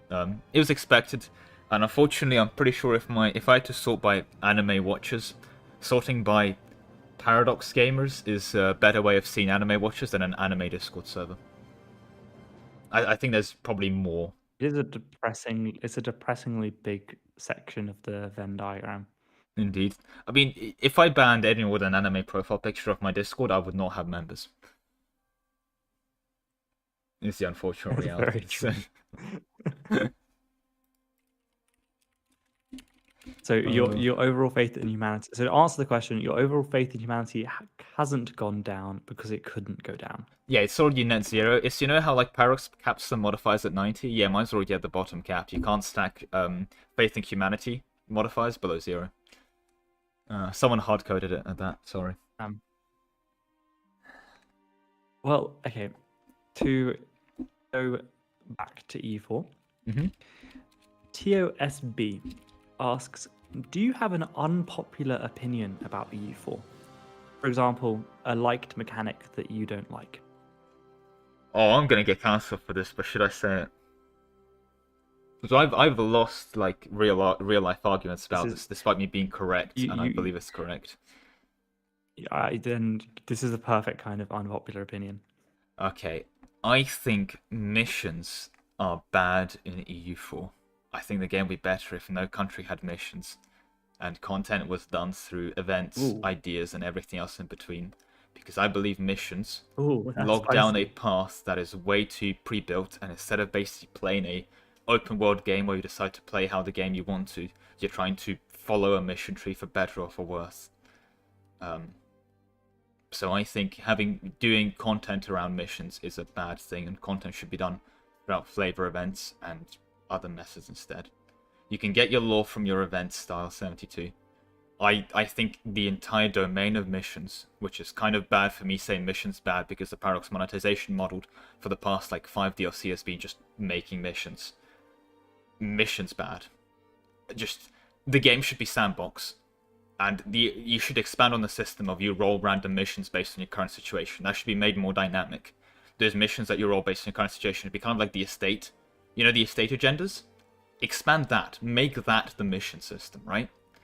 And make that the nation of your concept. Because a country like the Ottomans, if they're doing really badly and they lost Anatolia to a Mamluk player, and you're just now stuck into Greece, we're going to have a very different life ambitions and a goal than Ottomans have beaten up the Mamluks and are going down their mission tree. It means you're either going down the historical path and ticking a bunch of boxes, in which case you're not really playing an open box game, you're just learning like an alt history simulator. Which, not again what I'm looking for EU4, or just, yeah. That's why I think missions are bad. It also means that because there's an expectation of missions, people go, oh, this country doesn't have missions, I'm not going to play it. And it means you either have to make missions for everyone ever, or you just, which is kind of what Paradox end up doing, or you just kind of don't have to, right? Sorry, it's not that you don't have to, it's just you can fix this problem of needing missions for every nation by not having missions for any nation. And then Tunis doesn't become a bad country because their missions were last updated in 2016, right? Tunis is in the same patch as everyone else. And hey, if Tunis was doing as well as the Ottomans were doing in 1444 because you're a good player, yeah, give them the Ottoman-type missions. You now go conquer Byzantium. Should be a lot more dynamic and reward the player for doing well or doing badly. And be dynamic with the player doing badly too. But yeah, there you go. I'm going to lock that in. I'd say that is a thorough unpopular opinion. I do agree. I think your argument is valid. I need to stew on that for a while. And I hate the statement that you can just ignore missions, because you absolutely can ignore missions, and in many cases I almost do.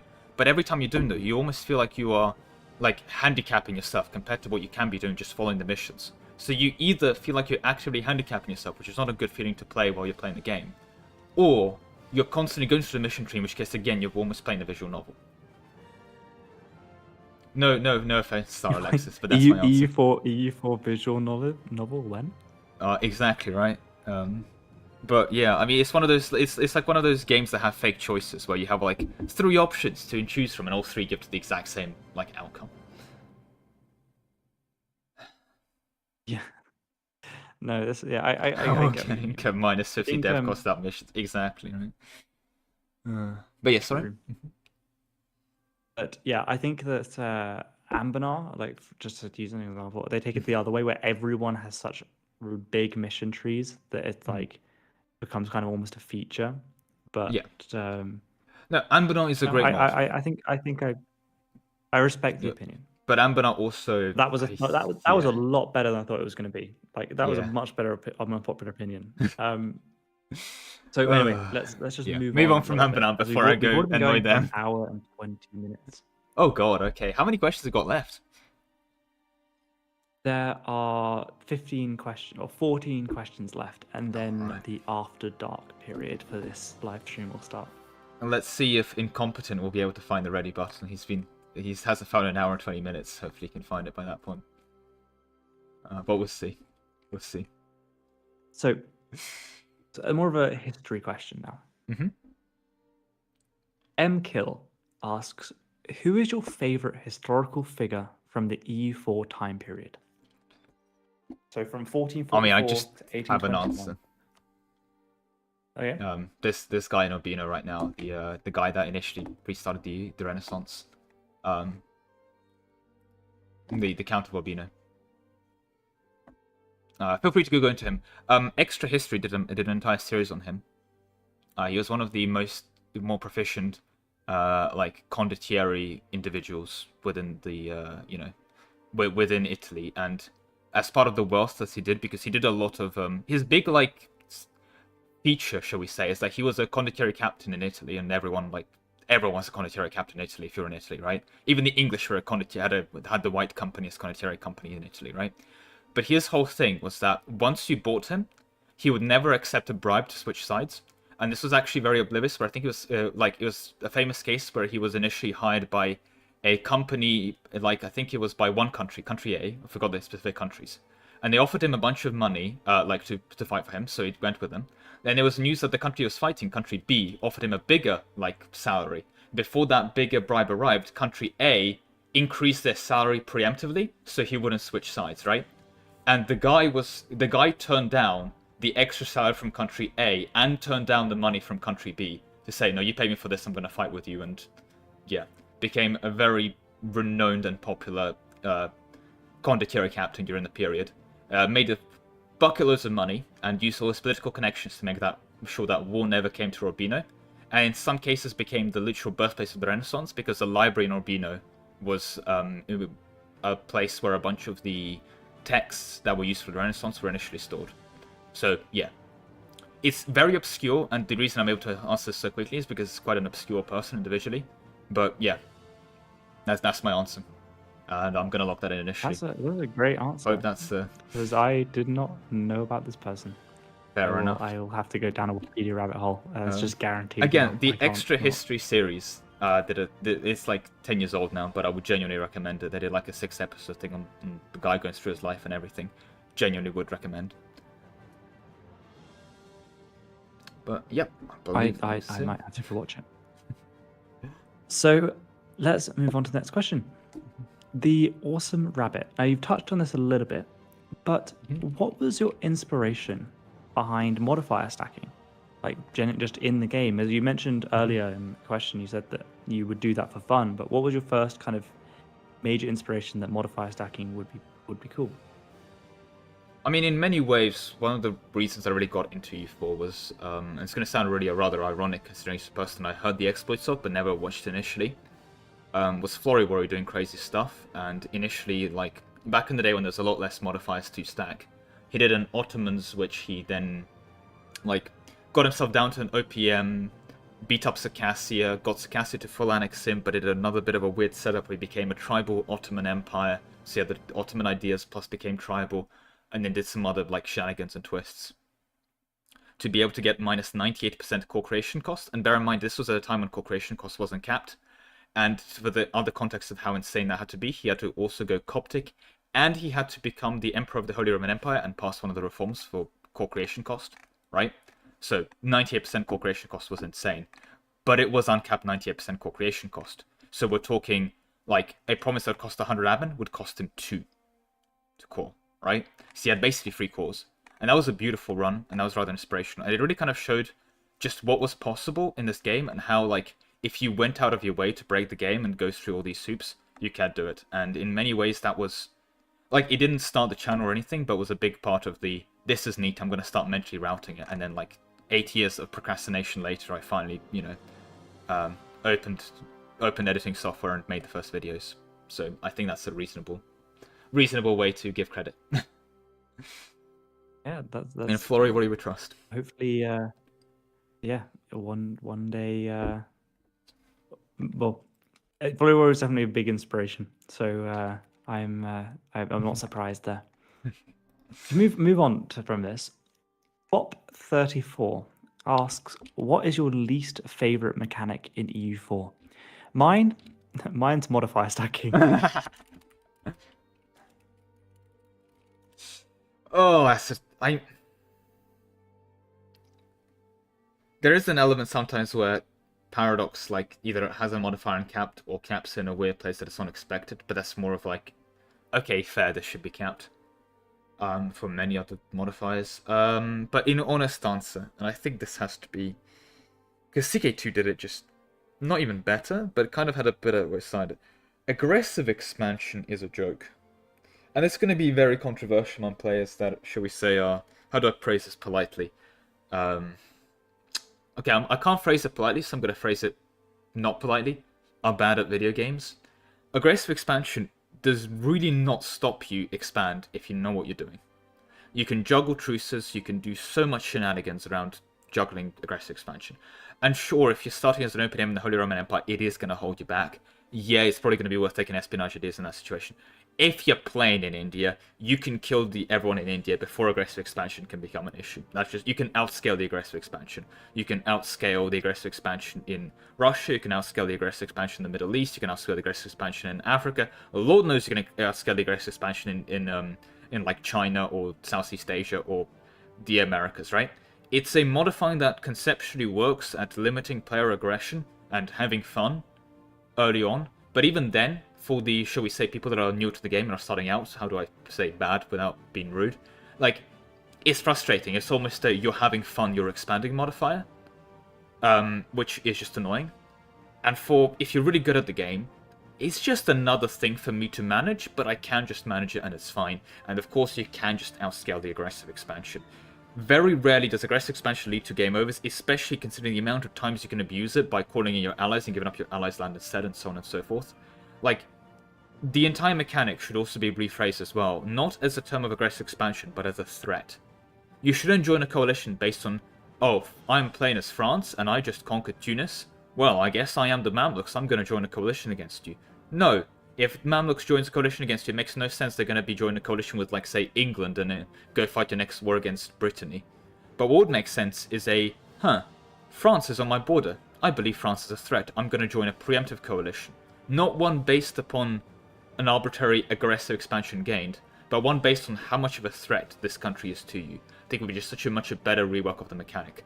And again, the name of it is, it's a coalition. Napoleon got coalitioned, the famous case of the coalition, well before he took all of Europe. In fact, Napoleon took all of that stuff in Europe that he did to earn the aggressive expansion for his coalition, precisely as he was fighting the coalitions, right? So, it's phrased badly, it's communicated badly to the player, it's not great for people that are new to the game, and it's completely cheesable if you know what you're doing and have like a couple thousand hours in the game, right? It just unticks every box. So for me, aggressive expansion. That whole system. That's a pretty fair answer. I feel like I had a rant there for like a whole 8-minute video. I was getting popcorn out. I was ready to just sit back and wait. Well, you're gonna see the lemon cake animations in a minute. We're gonna see Napoleon's conquest of Europe pop on. But yeah. Yeah. True. Okay, so now I already know what the answer to this is going to be because you don't. But this was an upvoted question. Was Goofy Toofy? I definitely pronounced it wrong. What is your favorite thing about Vicky 3? The fact I haven't had to play it so far for any of my videos. But memes aside, I actually think the economy system and the trade system they have done, while there are some innovative decisions they made, is actually pretty good. And one thing I've consistently heard from people that have played it is just positive signs towards the Victorious 3 economic system. It had a bit of jank at the start, especially with the finite economy, but that was relatively quickly fixed and quite addressed. I think Vicky 3, ironically, is not Imperator roamed, precisely because the economy system is worth playing. And ironically enough, if you just basically play USA and don't do wars and just play Victoria as an economy simulator or something of that nature, or do like a England where you just sit on the island and do an economy simulator, I think it works quite well as a game. Basically avoid warfare, just do internal development. You'll be having a great time. That's a pretty good answer for someone who has literally 0 hours in Vicky 3. I have spent a lot of time talking with people that have had a lot of hours in Victoria 3. So. Then I guess that's a opinion by proxy. Look, I don't go into my video essays without research, right? I have to ask proficient helpers. Oh no, what's Sub's question? But do continue. Do not worry, Sov. Oh no. So the next question is from the Copper Merchant. Ooh. And other than EU4, what Paradox game do you think deserves another title? There's a lot of memes about like, oh my god, he needs to say March of the Eagles. Ha ha ha, funny March of the Eagles. And this is going to be very controversial on this channel, but it's going to have to be a coin toss between Hearts of Iron 4, I'm sorry, is a World War II game. But why are we getting South America and Iran DLCs? Like, the whole point of those countries where they were non-aligned because they're not meant to be played, and if you're playing them, you're putting yourself through extra pain. Focus on the fact it's a World War II game. I know it's a great way of selling DLCs and making that. So Hearts of Iron 5, because it's quite an old title, updated to the newer engines, with please not the new Victoria 3 combat system though, and just a return to, I don't want to say return to form, but like a return to focus on just World War II, right? Give me good Germany stuff, give me good France stuff, give me good England, give me good Soviets, give me good America, like the actual people there, and just give me a Hearts of Iron like 5 World War II simulator. And another thing I will, but it is joined with the other option, of course. Stellaris is due for an engine update as well. I think with Victoria 3 now coming around, Project Caesar being Project Caesar, Crusader Kings 3 definitely paving the way. Stellaris is due to not do Stellaris 4.0, but to do Stellaris 2.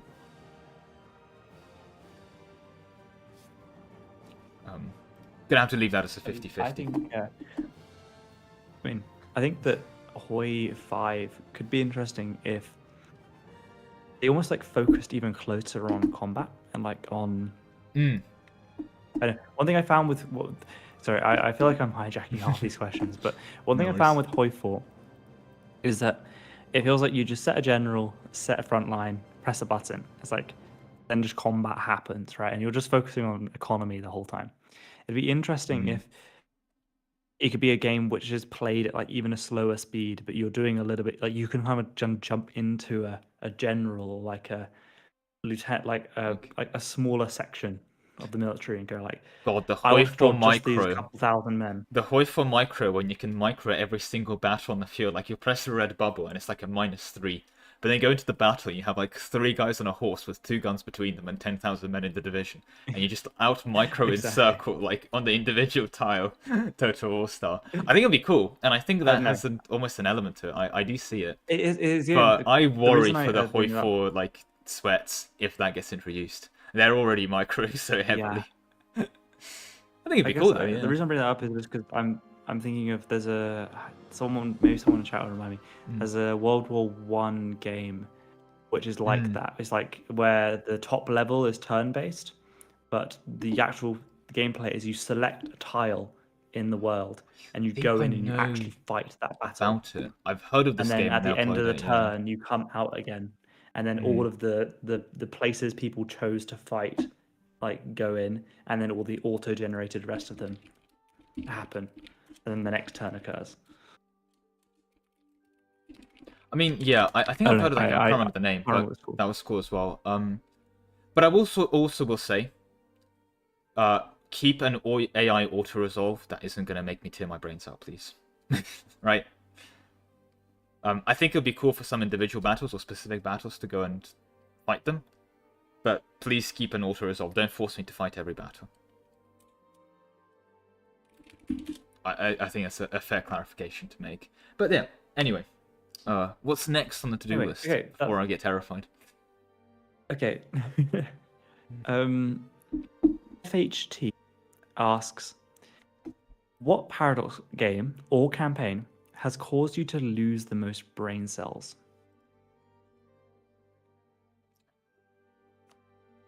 There are quite a few. I mean, for one, that it's going to be addressing the allegations immediately.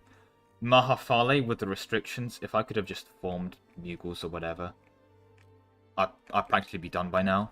The self-imposed restrictions don't sound too fancy, but are really brutal because you're basically holding yourself back, not abandoning your tribe and so on for pain and suffering, right? And that was pretty bad. I did get the I got the Tech 32 achievement as a Lake Victoria native. That wasn't hair-burning, but my god, that was just boring speed 5 Tech 32 AFK session. Like a lot of the actual ones that you'd think, like Mahafale is the only one that's really difficulty. A lot of the difficulty for Paradox campaigns doesn't actually come from like the mechanical part because it's at least interesting. You're motivated to do some mechanically challenging stuff. If you're in a war where you're outnumbered or outgunned or like out-teched, it makes the war interesting. If you're sitting in a position where you have 130k men and you can't like auto-resolve it, you can't just march in blindly, you have to still micro it. Because if you're not microing it, you're going to take too many casualties and you can't keep going. You have to like still pay attention, but it's not difficult. Those are the big ones campaigns. So like any Tech 32 achievement. I did and it's going to sound really bad, and I got around halfway through, I did a CK2 one culture attempt, and I got around halfway down with the war before I was just done. Like, I was easily winning every single war, but my god, the amount of micro for that was just too much for me. I could not keep mentally going. I think that's the main thing. Basically, any campaign that's way too micro-intensive like that. And I've done a lot, so I've got plenty of examples, but nothing anything too specific like that. That's a good answer. I guess Mahafale was a grind by the end, right? Yeah, I do still want to, and I do want to like address. I do want to actually still come back to it. I'll probably keep the initial things, and now that I've done Mahafale, there's the second element that I just need to abuse neighborhood raid a lot more that I wasn't doing initially, and that at least removes one of the grind elements because it's basically free manpower. So that would be nice, but beyond that, yeah, it's made it too painful for myself, honestly. Like the start of it was great though. I think the conquest of it of Kilmer was great. But yeah, sorry. Oh, hello. So now we have hello. Yeah. Sorry. But now we have the most important question, arguably, in the entire Q&A. I am so ready. From Solve. Oh god. We have Who is your favorite pony from My Little Pony? And you have to give an answer. I don't know isn't good enough. Can Use I whatever please internet Google resources a you want. list of ponies? Because I cannot. Like, if you put me on the spot and like point a gun to my head, I might be able to name one. Okay, if without using Google, I'm searching the crevices of my information. I remember Pravis playing the Hoi 4 pony mod. There's like a oh god, there's a yellow one that's like blackjack or something, I think. Fuck. Oh god, I'm racking my brains right now. There's gonna be that, like, I yeah. mean, There's a purple one too. There is a purple one, and I think that one flies. Jadar, yes, yeah, absolutely, Jadar. Yes, so Anbennar did a My Little Pony crossover, where they added an optional pass for Jadari to My Little Pony, because of course they did. Am I allowed to use the internet to search up the names of the My Little Pony ponies? yeah, you can use whatever internet resources you want. Okay. This is gonna go straight to the search history. Oh, also, I did, when I saw the name Friendship is Magic, I was very much full sending on the Stellaris thing, so I made a meme I was very proud of that I'm going to mention now while I'm Googling this, called, My Little Blog Empire, Friendship is Mandatory, instead of Friendship is Magic, and I'm way too proud of that one. Okay. Oh, okay, so the purple one's Twilight, why is it Twilight Sparkle? That's 2 words in a name. And why is there another one called Spike? That's not a pony. That is not... Okay, and there's one called Rainbow Dash. I think that's the one that's very popular. Just make sure you've looked this up on like Google. Just don't go to Yep, the wrong I've gone to the parts of Wikipedia. I've gone to Then you will Wikipedia, find so we've some- gone no. 5. I've gone Generation 4 and Generation 5. Oh my god, okay, anyway.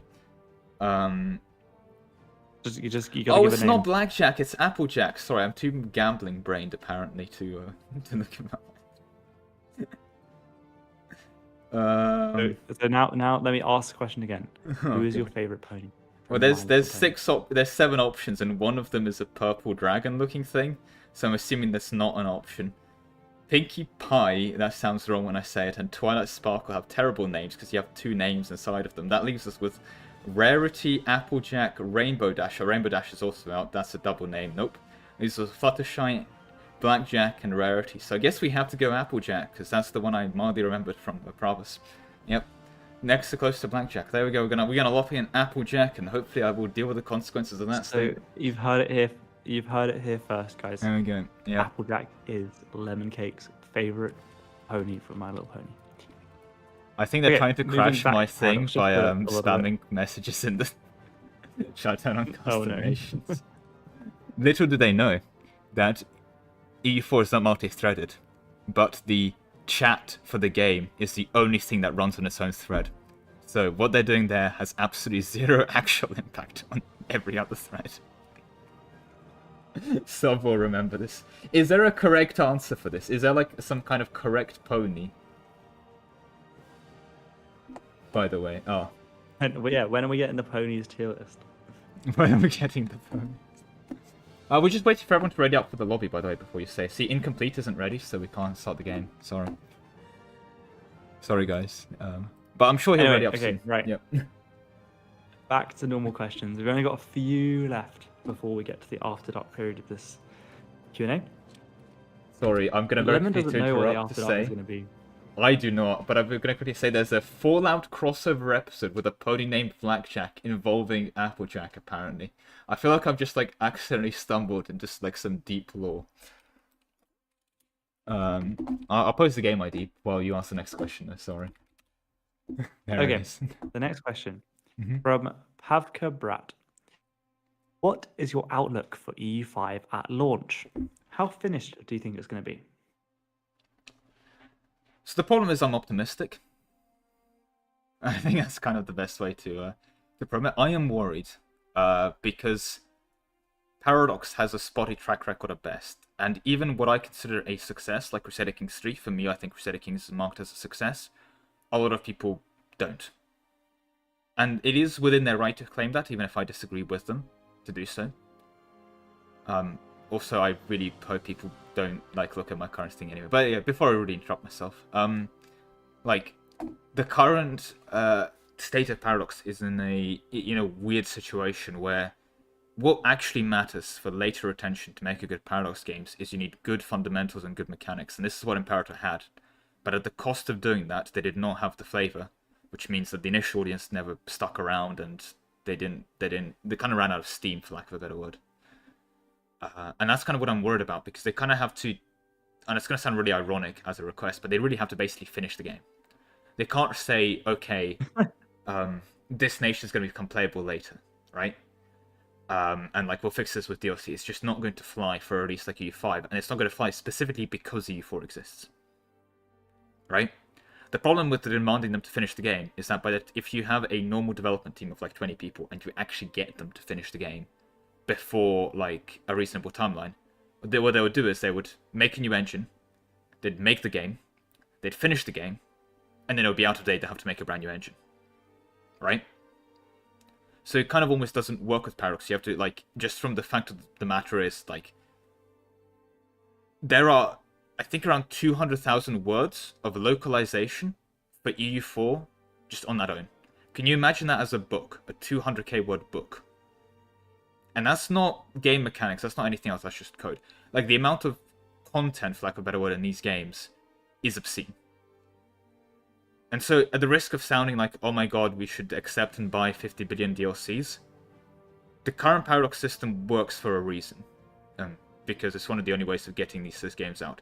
So EU5 has a massive uphill battle, because it will be, compared to EU4, right? Like, there's no universe where it isn't. Yeah. And this isn't the... Yeah. So just as a word count kind of analogy, if anyone's read Harry Potter... Harry Potter and the Order of the Phoenix is 250,000 words. So it's about that length. Damn. That's quite impressive. That is a chunky book. Fair. But yeah, it's a big boy. And the thing with like EU4 specifically, as well, and going into EU5, God, what was I going to say? Oh yeah, sorry, is that this also isn't 2015-2016 Paradox. If Stellaris was released in the state Stellaris was released, Stellaris 1.0 is released today, that game would be so dead. The audience is just a lot less forgiving now. That the expectations are just much higher, which means they can't get away with what they did previously. And my problem is that a much bigger company, right? Basically, and the problem is as well too is that, and I say this as a good thing even, but the standards for Paradox are much higher now in a positive manner, but it means again they can't get away with their previous strategy, but it's also good that the standards are higher, they are held to the same account. But even with all that said, even with all the negative I've expressed right now, everything I've seen so far about Project Caesar, EU5 and so on is looking good, which is why I'm worried. You know, it's like everything's too good at the moment. There's no free meals. Why is everything working out, right? Because there is flavor for even places like Scotland or Ethiopia, right?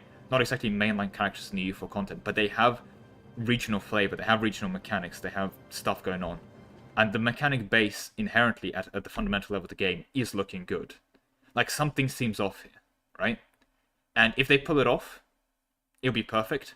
But they also promised the world with Leviathan, and I can only hope you can remember what Leviathan was. I'm gonna go off the player map mode because this is traumatizing me. But there we go. Well, that's quite an in-depth answer. My apologies. An optimist's take. Yeah. Because people are like, why aren't you covering? You're not optimistic about E5. Are you worried? And I'm like, I still will refuse to cover a game not before me. I don't want to say this is looking good, and then turns out they lied, and then turns out I lied, right? So yeah, I mean, I think that it's a fair thing, fair judgment call to take. It's just not your style. So, moving on to the next question. Mm-hmm. It's Sov yet again. Oh boy. And don't worry, it's fine. Okay.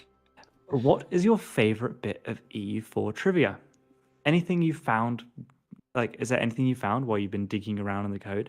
And I mean, Lemon pings me very, very often, and then just yes, complains about EU4 code. They're just the most random things that are like, I'm actually gonna look on answer this because it's gonna show my like, I guess, seniority in the game. But yeah, indeed, there's a lot of really weird things that Paradox decides. For example, the classic they even talked about in a previous like video was how the Roman Empire has a formable weight of 0, meaning the AI will never form it, even if it is possible for it to form, because the AI just doesn't get access to it, right? And they could have even disabled this by making the AI not see the decision.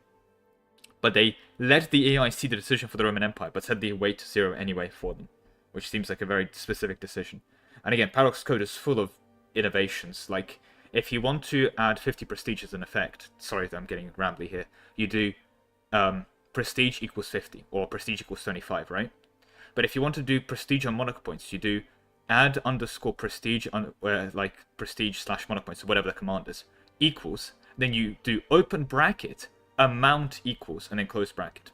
And if you do prestige equals open bracket amount equals amount and close it, that doesn't work. You don't gain the correct amount of prestige, the game crashes. If you do prestige or monarch points and then you do like equals 50 instead of equals amount, again it crashes and doesn't work. So you have to do their specific like decision of what they want to do now. But anyway, that's all like random code quirks. No one really cares about that. I think my best thing, and I want to say I'm sad they changed because it was very strong. But Austria used to be A, an antag, and B, used to not be a formable nation with one very specific example, like exception. So you could not form Austria. You could get it through rebels and all that, but you were not able to form it unless you were specifically the nation of Styria, and Styria also wasn't formable. So the only way you could form Austria was to release and play as Styria, and then you'll be able to do it. And I think that is the most pathetic part, is that Austria was not a formable unless you were the nation of Styria.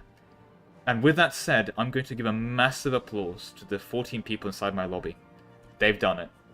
By changing around the nations fast enough, they've crashed the EU4. They did it. Is that number 3? They did it. Custom nations were off. That's They managed to crash the lobby without me unpausing, without me doing absolutely anything. Just by sitting in the lobby with me. That's incredibly impressive. That's actually concerningly good. I guess we might have to start the game. You did it. You did it. You crashed the lobby by me. I turned custom nations off. You still crashed it. GG. I guess I'll host one more one. One last lobby. For the times, right? One last lobby for the times. One last lobby. Surely this one will last forever. We've only got a few questions left. Yeah. My apologies. I'm taking too much rambling in these. No, don't worry. We're basically on time. We've been going for just over 2 hours. I was kind of expecting the actual like Q&A bit to take about 2 hours, so we're doing well. Fair. Alu asks, does the lemon cake profile like have hands? Like, what is the anatomy at play? So there might be an update to the lemon cake like image in game. Should we say at some point? I'm not going to elaborate more on that. There's been I've already posted a like a bit of a spoiler in general chat, but it's been buried now, which is good. But let's just say that's coming later. Due to an individual many of you will probably know, due to Chapel Comics.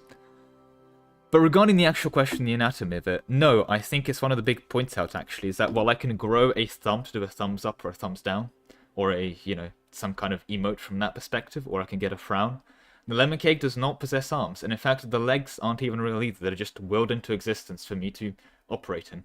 If I desire to have hands, I'll will them into being, but I don't passively obtain arms. You don't know, you're mistaken. Also, your legs are for doing backflips. That is true. You're also missing a very big part that true lemon cakes will know. But in like modify stacking video episode like 17, the lemon cake in question was removed by orders from someone else and was replaced with a second lemon cake clone. So this is true lemon cake fans back when I had like 600 subscribers would know of that episode and that canon event. But yeah. There we go. It was canon. It was canon event. Okay. A few questions left. Style72 asks, who is your favorite philosopher, if you have one? I like him because he annoys other philosophers, and I also like him because he annoys philosophers when you mention him because they go, he's not a philosopher. But it has to be Machiavelli. because I Okay. think he's the greatest mess around with people and just say unhinged stuff, and that's why I think he's funny. Would I follow his life philosophies? You probably should not follow his life philosophies. I think that's actually just general good life advice. However, he is, especially in The Prince, there's so much debate about whether his methods were actual advice for people or whether he was critiquing people that were following those methods. But my god, it's just one beautiful, long, for lack of a better word, shitpost. And that's why it has to be my answer, even if you don't accept him as a philosopher. So Machiavelli it is. That's a great answer. I love that. My first sub. Yeah. Damn. Welcome, Fox account. TOSB asks, what is the hardest part about your style of content creation? I guess in a weird way, it's almost the relatively, I guess, not locked in format. Like, I can do a gameplay video here, I will discuss a run here, I will showcase someone else's campaign. I've done that a couple times. I would like talk about a potential setup here, I'll do some modifier stacking, I'd do an AI only video. It's a bit all over the shop, which is nice for like the freedom of it, you know. I can go and do a specific thing, but it does mean that if I just want like sit down and say, right, I haven't made a video for a week, I want to get a video out, it's a bit hard to like just even pick the domain of the video for the sake of getting a video out, which means in many cases I would just say, right, no video out. So you will get like, you will sometimes get 3 videos a week, you will sometimes get 1 video every 2 weeks. It just kind of happens based on what's on my mind. And the problem with that system, and especially what makes it hard, is that if you want to make a video, you're trying to be in a sub race or something, it's very hard to force your mind to go racing. That'll be my answer, basically. A lack of actual consistency beyond the shitpost. I thought you were going to say editing. Oh no, that sucks anyway, that's kind of assumed. And Yeah. my god, there are a lot of people that edit much more fancy than me. Like, let's put it this way, it's not my only fight. It's not my only fight. True that. Are you, have you booted up another lobby? Still looks like you Oh, are on your stream starting soon. you are correct, because OBS is not picking up EU4. My sincerest apologies. Thank you for informing me. So yeah, I need to like turn off the scene for OBS capture for EU4 every time I restart it, and it has a lot of crashes, you know, EU4 when you're playing. So it happens sometimes. But there we go. Lobby is back up. Let me. Okay. Peak content has returned. Yeah, shall I put custom nations on this time as well? Will you behave? We're getting very close to the end. Wait, yeah, go for it. We have three more questions, proper questions, and then we have the final question, which was the most upvoted by far. Okay, So I'm ready. Is that the After Dark content? from Joe, that is going to be our After Dark content. I'm ready. So Joe, the entitled conservative uncle. That's amazing. Sorry, is it untitled? Joe, the entitled conservative uncle, asked, what are your thoughts on Bohemia as a nation in EU4? I think first word that comes to mind is actually underrated. I think given the amount of stuff it has on it, it's a really strong Germany nation that is very underused, especially for Germany campaigns. And while it would seem wrong to do a Germany into Bohemia run, kind of the natural position for it. It's very strong, has a lot of unique content, especially the Hussite mechanics. And it had a not awful mission tree previously. It even had a unique bonus, but now has quite extensive missions and quite good formables. Definitely one of the better countries in the game, and given the amount of stuff it offers, frankly, very underrated, to be honest. So yeah, there we go. That'll be my TLDR. That's a good answer. NS Tax Evader asked, what is your least favorite major nation in EU4? I'm assuming you mean like Day 1 Great Power was considered major nation, because I've been told before that like Just Brandenburg is a major, so you know it's very dependent. I mean, okay, just for full disclosure, I added the word major because it was just what's your least favorite nation, and you thought, and I mean, oh, I see. I would click random until I get a Native American, yeah. Yeah, like bigger than like, actual kind of like has content behind it, I guess. That's fair. I mean, again, probably going to be a touch controversial, but I struggle to enjoy main campaigns. They don't need to be scaling because they basically can start running level 3 advisors. And while you could take this opportunity to then go and go like, I'm gonna go conquer the world now, I'm super giga strong, you're given a whole bunch of like self-made debuffs on Ming that you have to like internally reform. But you are really, really strong as is anyway. It's not that difficult for you to go through the forms and do good as Ming. And like, I know I kind of meme about not being any kind of challenge at all, but at least for someone like the Ottomans, yeah, you're a strong nation, but you can use that strong nation to do impressive stuff, to go conquer, to make 1 billion ducats, to go do whatever, right? With Ming, yeah, you're really strong, but then you have a whole bunch of like things holding you back as well that are preventing you to almost use just your power to the full potential, and that's just frustrating. So if we're looking at major powers, it's gonna have to be Ming as my lock-in. That's a fair play. I mean, yeah, I think that just the amount of rubbish that Ming has to put up with. Oh god, makes that's it such just not that much fun. I think Mali is also very peak for putting up with rubbish, but they're not really a major. But yeah, I think that's good. That's a good answer. Okay, this is the final normal question. I don't know if I'm looking forward to this or regretting the question. Or I'm regretting the After Dark, but hit me. This is the final normal question. Yeah. Well, because this is the final question, actual question. The next one is a question that I've already answered for you. So, Mr. M Kill, or whoever, sorry, apologies for assuming gender, it's 2025. M Kill asks, what is your 10-year plan with content creation? Where do you want to be in 10 years' time? I do not know the video I'm making in a week. Give me a break. I've got like 15 things planned and a bunch of them fall out. I had like... I don't think... when I say that a video is being planned, I mean it's been in the back burner for a couple months and then randomly I get around to it when I get the motivation for it. To say it's unorganized is a mess. I might help.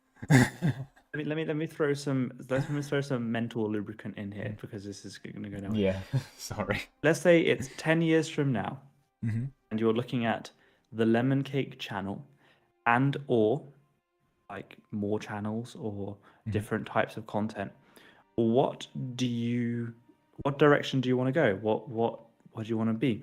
I know there are some things you've spoken to me about before, but like what would you say a 10 years from now Lemon Cake conglomerate content is? It's gonna sound kind of bad because it's gonna sound like almost an abandoning of roots, but I have a relatively, I want to say, proficient understanding of what Europa Universalis 4 is. I can talk a lot about the game, I can make a lot of videos about it and so on. But I've also done others on, I've done some modifier stacking in Crusader Kings 3. I've like made even some Poi 4 stuff. I've dabbled, and especially the video essays that by naturally like cover other topics. I would love to be able to look back in 10 years and say, it's not just EU4, I've achieved this level of proficiency, for lack of a better word, with Paradox titles, and even non-Paradox titles, other strategy titles, with just a lot more games. It's less of a case of, I want to abandon EU4, no, I still love this game, and I'm in a position where I can say, you know what, I just like EU4, I'm going to keep playing it, or EU5 is great, I'm going to go do that now forever, kind of thing. However, it does not mean that I want to abandon the other games, and I want to get to them as well. I'm waiting for the War DLC for Victorious 3 for it to be good, or just an update, and for people that do have 1,000 hours in the game to go around and say, yeah, I can genuinely recommend this game, not, properly. I learn that properly. I want to put a couple thousand hours into Hoi, I want to put a couple thousand hours into Crusader Kings 3, become really proficient in that, and so on and so forth. And to really just not even say that broaden my horizons for like a, oh my god, meta game and become the Paradox like YouTuber person, but just from a perspective of, these are good games. I picked EU4 not because of some... Well, I did like the game and I do love the time period and so on, so there's a lot of reasons for why EU4 is the one I hyper-focused on. But I want... The other games in the Paradox lineup, especially the mainline ones, certainly deserve a lot of the love that I gave to EU4 as well, and I want to have the opportunity and have the commitment, both through videos and internal time playing them, to give them that love and attention as well, and just get there, if that makes sense as an answer. Kind of finish Paradox Interactive, as it were. So no very poetic. lemon cake. Sorry? No lemon cake baking channel. I don't think there'll be a lemon cake baking channel. Although I will have to say, there's been around 3 to 4 months, and there's quite a few stories that I would like to think of a lemon cake history channel, because there's quite a few like history channel rotations that I also partake in and watch.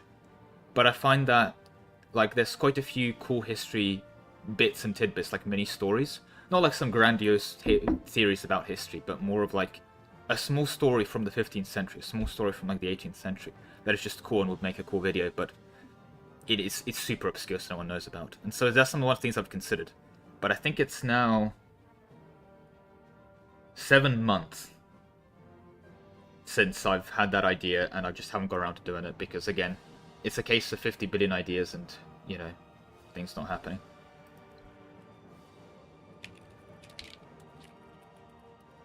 But that would be my answer. That's fair. I mean, so more like, have you ever heard of Tales from the Bottle? Oh, they ring a bell, but I don't believe I've watched them specifically. But yeah, that sounds like a history version of Tales from the Bottle, because Tales from the Bottle is like all modern stuff, which that sounds interesting. But anyway, okay. That was the final question of the Q&A. That was 49 questions. Does this mean we can't start the EU4 game now? Oh no, the lobby's almost finished. We've got something else to do. No, everyone's ready up. Damn. We are just missing I now have something drugs for you. kits. Sorry, do continue. I now have something for you, Mr. Lemon. Yes. The most upvoted question that is included in this Q&A. Oh no. Was a very interesting question. And with the help of the Red Hawk, I have got something for you. The help of the Red Hawk? The question was from No You. I would like for you to open a link that I've just sent you, and I want you to open it up on OBS. Will you do a smash or pass of all the advisor portraits? And as a close collaborator with you, I've answered that question for you. Yes. Oh my god, you've actually created this. As the After Dark. Oh, it's beautiful. It's every single one. I take no... Okay, just for the record, just so this is on here. I take no credit for creating this. This was created by the Red Hawk and Lath. And they... and I just basically was watching their video of them doing this, and I just took what they created, and this is that same one.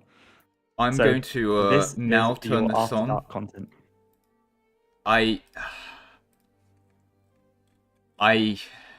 There's a smash pass C and D. Well, after you passing, what is C and D? What is below pass? Burn with fire. Yeah, you can execution. Delete C and D. I was gonna say, I guess they have to bully them that far. That's just a little bug. Oh god. Okay, I was about to.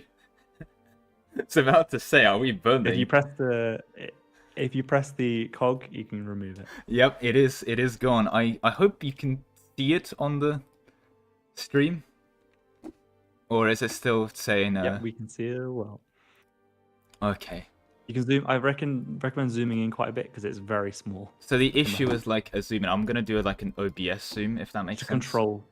Well, no, I can do it on Google as well, but it might get dodgy with how OBS picks it up. So I'm gonna do like an OBS zoom. You can see this Proficient Lemon live. There we go, and they would all.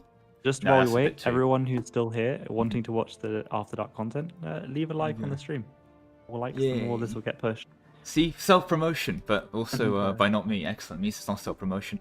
I think this is good for a Zoom. I'd want to say if someone is not too far behind, probably call that a day. Why they are. Oh boy. Oh god. This is. I feel like this is going to get some clips. There's going to be some allegations from this one. Is there? Can I like add like another tier of like I don't know, or does it have to go in those three?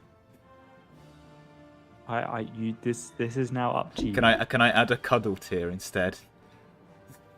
Cuddle. Come on, Smash, but they deserve a hug. No. They deserve a hug. There are only I'm putting a line in the sand. Smash, air, or pass. Smart arrow. Air can be a cuddle if you want to That design could be it, a or you cuddle. I'll give get them a on. hug. Okay. Are you sure I'm not allowed to cuddle to you? But this is a line in the sand. Oh, I'm not allowed to cuddle to you. But they don't go into... Alright. Okay, we'll start with our first example. What the hell is going on in that nose? I am good, thank you. And, much the same here. Much obliged. That's going to be a straight. No. Temptation's there, but you look miserable. I'll be good. But with the next individual, I was looking through this, and this is actually why I asked the cutoff question, because I feel quite bad for, I'm getting my whole, like, energy of, oh, why are you so sad? Picking up here. So we're gonna have to put that in the ear tier. I'm sorry. You would give them a hug. Give him a hug. Like, oh, cheer up. Little peck on the cheek and call it a day.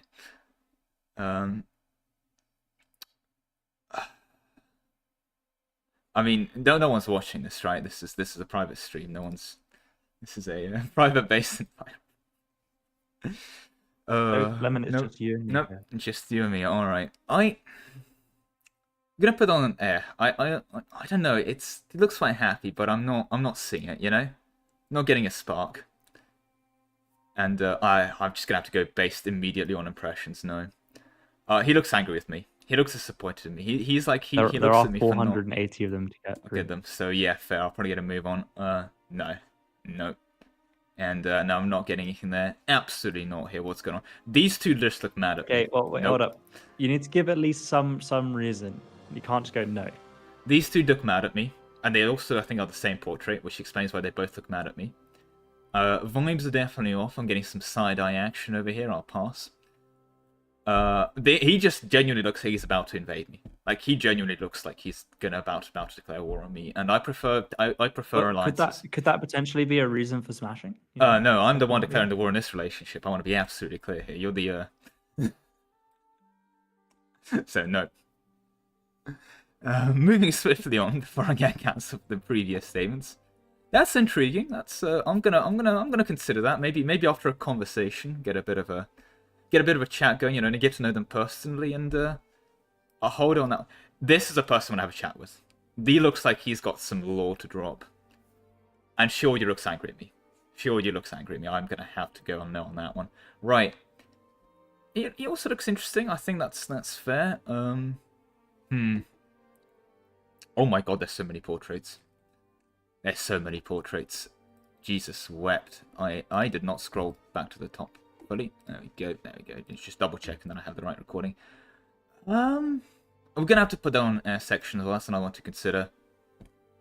He seems to be looking at the stars instead of me. I'll pass. But how have you gone? Have you gone like 20?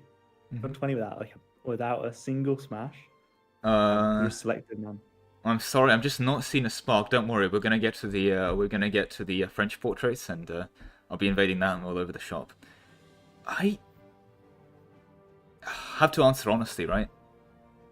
It's one of the people that I'll chat with, but I'm good. I think this also is probably a character, but a bit more. She needs a hug. She looks miserable and needs a hug. This is a person I want to avoid. I'm just gonna put these two here, but I'm not gonna lie. I think we have our first entrance. That's kind of cute. There we go. We're gonna have our first approved statement, and we're gonna move swiftly on. There are so many of these. There are so many of these. It's too many. Oh god. I did not think this list would be so extensive, but it makes sense because I guess every culture gets one, doesn't it? But yeah. I'm good. That is... He's a bit outside my age range, I believe. She still looks angry at me. She's certainly outside my age range. And I think this is a good summary of a bunch of these. But what I will say is, what the hell is that hat? That is an amazing hat. I'm sold by the hat. I continue to be sold by the hat.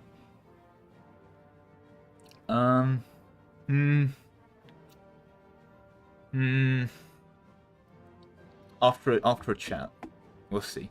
Getting to know them first. I don't know why that just looks off. I'm intimidated, I'll be honest. I'm good. I'm gonna put that further away. He looks like he's fun to be around though. She looks great. Um, I'm getting some mad side-eye, but I'm not hating it. We'll give him a chance. She just looks happy. I'm sold. He also just looks happy. I'm sold. I don't have the best reasons, I'm afraid. This is not very, like... yeah. Good justifications for that, but there we go. I think at the end of the day, you just have to go on vibes, you know? Indeed. The thing is, I don't play that much in the Africa area, so I don't know what these advisors are. By the time I get to the European or like the East Asia ones, I'm going to be able to recognize what the advisors are, and I'm going to have to go based on the vibes of like how much I value 10%, like your 10% tax. With that said, though, I'm not seeing it. And these both look angry at me, I'm sorry. As do these two. Like, no, not even like an option. I am sorry. Yeah, I'll give him a chance. Not giving you a chance. No, that's off vibes on that one. I'm good. We'll give that a chat. That is devious. You cannot look at that image and tell me that she's not looking at you deviously. I'm sorry. Where's the allegations on that one? Gonna need a Freudian. That is a looking deviously. If my profile photo was a advisor portrait, where would you put me? The problem is I know your personality, so you're going above the smash. You're going straight to the marriage. Damn. Not even need to smash that. that. Sorry. We take those. Also, I should probably unzoom. I should probably unzoom a bit because I did not realize just how many advisors there are. But the side eye here is mad. Nah. And she doesn't even look like she's looking at me. Come on, at least tolerate the life of day here.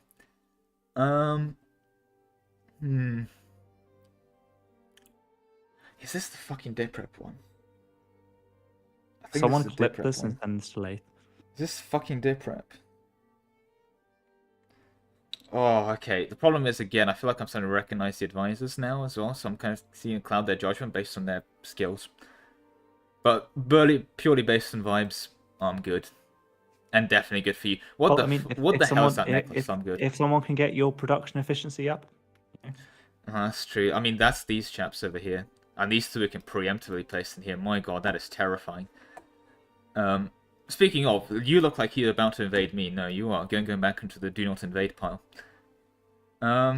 You might be going into the invade pile. You might be going quite hard in the... You know, we'll knock you up into the invade pile. I think that's a reasonable... You look angry. You look disappointed, actually, in me. You're like, well, what are you doing? Go away. That's a good point. But you're disappointed in me, so I'll be able to convince you. And you also look disappointed in me. So, that's the wrong person. Oh my god, can I click on her? She's so disappointed in me, I can't even click on her. That's the tax one. You know what? I want to have a chat with the tax advisor. I do not want to have a chat with this tax advisor. And I believe that we should probably zoom out a bit, because... Yeah. Oh my... Paradox made too many portraits, clearly. And we'll scroll up. Is this still in frame? Yes, it is. Is this a ploy to make me do a tier list video, by the way? Platinum, not silver. I mean, it's in silver in the game fast. Sorry. Smash, baby, smash. We're not gonna look at the allegations. Let's see. I do want to have a. That's an option. Nope, that she's angry at me. That's a high air. That's gonna have to be a no. How do you have a grey beard and like not grey hair? That seems like that doesn't happen, right? Like I'm not wrong here. That seems off, right? I mean, I've seen like I'm not sold. 30s with grey beards. And the side eye here is mad. That is mad side eye. I'm sorry. That's a high air tier. That's a very considerate air tier. Not sold on this one though. Ooh.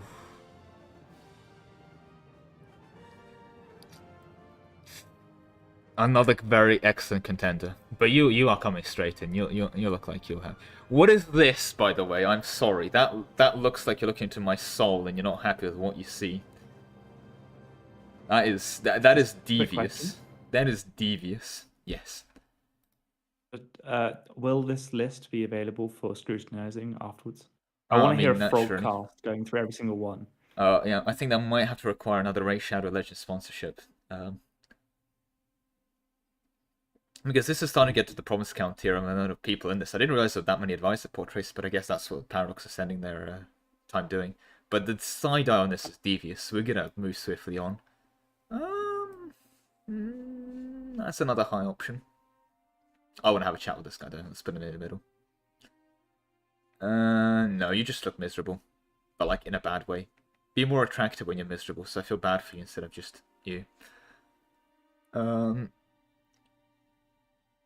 You look like you're gonna make me go to church. In fact, these two make me look like they're gonna make me go to church, and that seems like effort, so I'm good. Definitely a chat category. See if we can move up from there. And I feel like this is a chat category that I'm gonna regret, so I'm gonna preemptively put it to the top of pass. I don't know, that jawline, terrifying. I'm sorry, but you know what? I reckon we have some excellent conversations to partake in. Right. No, you're too traumatized from like wars and stuff. You I can't do. I'm sorry. But you I feel like I'm getting I can fix you energy. Absolutely. You two also look rather traumatized. But what can I say? I need art for the MK channel. So both of you artists are going straight into the top. Yeah, there's no question about that. It's maybe a bit more of a personal use modifier, but there we go. Please don't. No, this is a private stream. No one's watching this, right? We're good. We're good. Okay. Treasury laws. You're gonna critique me about my spending on alcohol. I don't want to listen to that. You look like you're gonna join me for my spending of alcohol. I want to listen to that. I mean, it's a discipline advice. Like, I mean, just look at the hat too. But like, come on, you can't not like the discipline advisor, right? I'm not the only one here. Look at the hat. Look at the mannerism. You want a discipline advice in your life, don't you, Bushy? Of course. I'm just not even clarifying. Okay, okay. Naturally, right. Bit of a much of a side eye here. We're gonna give you a shot, but we'll see what you're about. I'll give you the benefit of the doubt to you. Moustache. You win the moustache. Do you know what? Yeah, I'll give you a solid +1 on that one too. No. Vibes are off for these two chaps. This is giving me misunderstood guy. I want to hear him out. Like this is one of those characters in D&D that you walk into a bar and you have like the brooding character on the side you want to hear out of. Absolutely. I'll put up with smashing him just to hear the lore. She's going to critique me for my life choices. Nope, go away. What is wrong with your face? No. That's a bit of an improvement. Nice hat. We can talk about the hat. The hair's terrifying. I'm sorry. I'm good. But you two look confident. I'll take both of you. There we go. I'm sold. Right. What's going on here? You look miserable and you feel gonna rub that off on me. Nope. I don't want that energy in my life. And, well, I mean, what can I say? This guy basically looks like me, so, can't really date a mirror. No, just kidding, don't worry. But either way, not convinced, but I feel like we'll have a nice chat. This is what I think I look like when I'm doing the modifier stacking. And this is what I want to look like. Yep, I'm sold. I know these are the production efficiency guys. Yeah, I see it. I see it. I see the aesthetic. Give it a chance. There's so many. Jesus Christ, we're nowhere near done. Also, how do you even do people like this? You don't see his face. You see 2 eye holes. This is gonna be quite the project. You are not kidding about the After Dark thing. Like, this is... Oh boy. Right. I'm not convinced. Only for the mustache, which you unfortunately are in possession of, so you go away. I think it's time to zoom out again. I think we're actually, like, reaching the limitations of the zoom.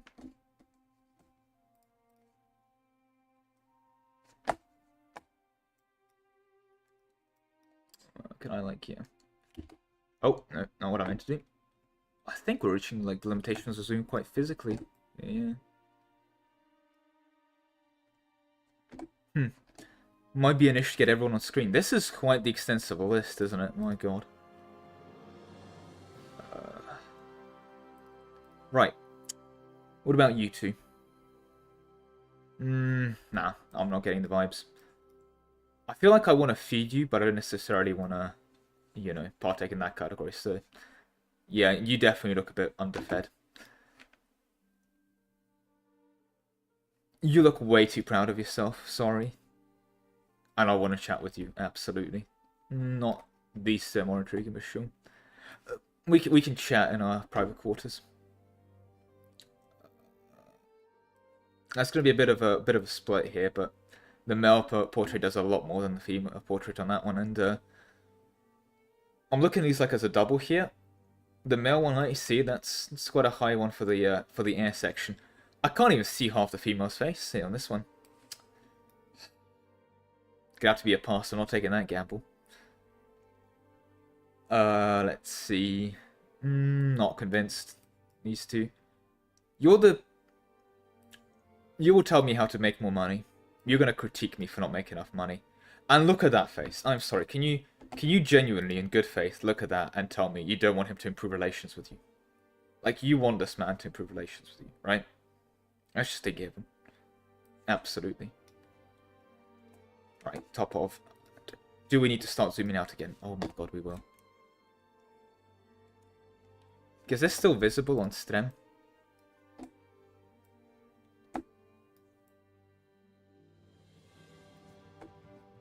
Genuinely might, like, not have enough space. Yeah. No. Isn't the whole point of smash or pass? You just go smash and pass and move to the next one. Do I have to give a description? We'll be here all day. Or am I not getting out of this?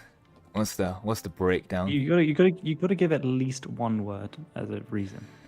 I feel like, you know. And also, you're going pretty quick. I see it. You've only been doing this for like 10 minutes.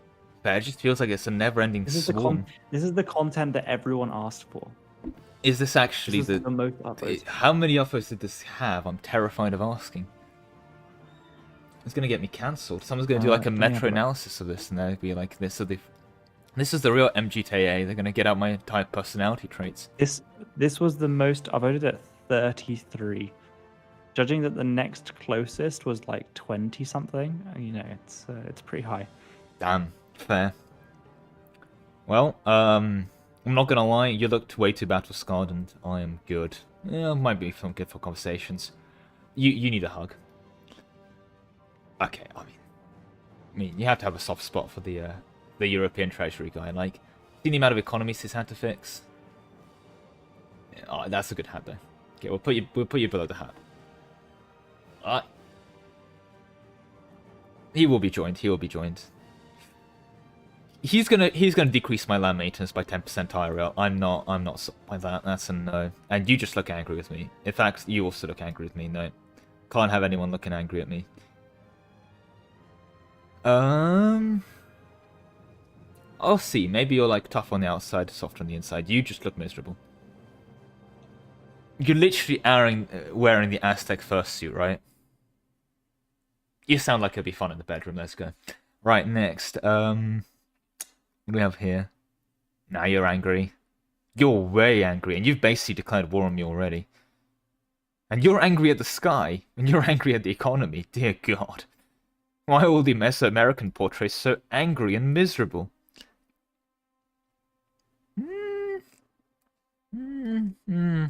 I think you make up for it. No, you do not make up for that. The anger does not suit you. And you just look sad and angry. That's somehow even worse. Okay, I think this is one of those, like, initially a no, but it's one of those just like, no, yeah, maybe, yeah, you know what, yeah. No. And you look like you're about to cry. You need a hug. But that's a charity case. You look miserable. I'll consider. He's genuinely gritting his teeth at me. No. No. Mm, mm, mm. That's maybe a higher, maybe. These are the same portrait, but they look way too smug. I see it. I see it. Yeah, I see it. I think it'll be it won't be exciting, but I think I'll be happy. I think that's a good summary of that one. It won't be exciting, but I'm gonna be happy. I think that's a good summary of that one too. I won't be exciting and it'll be miserable. Oh, he looks happy. Yep. Right, are we outside of the category yet? Oh god.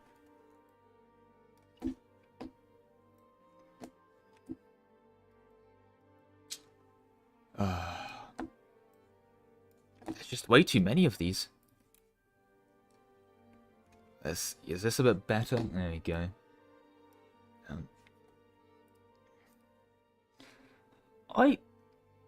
Yeah, I see it. I see it.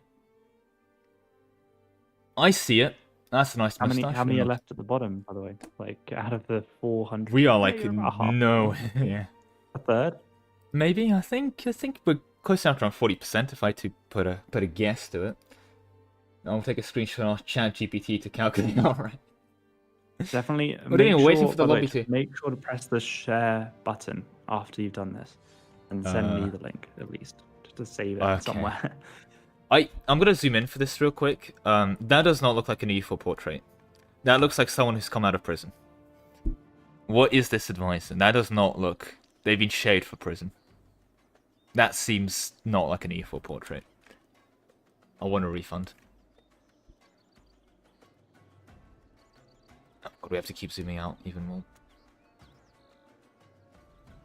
I can't see that. I'm sorry, but you look really happy. I am very sold. Nah. You look angry. I feel like you want to invade me, but in a good way. I don't know how to phrase this. I'm still not convinced. Okay, this is the other issue with like half of these portraits going to be. I can't see. Well, not half, but like 1% of these probably going to be. What am I meant to judge here? I'm looking at a piece of red fabric. I'm sorry. Like, what is my judgment criteria? Oh, you have a really nice bit of skin between your eyes. Really, can really make all my, judgment calls based on that. It's already an entirely shallow exercise. But this is literally just like, I'm judging her burqa.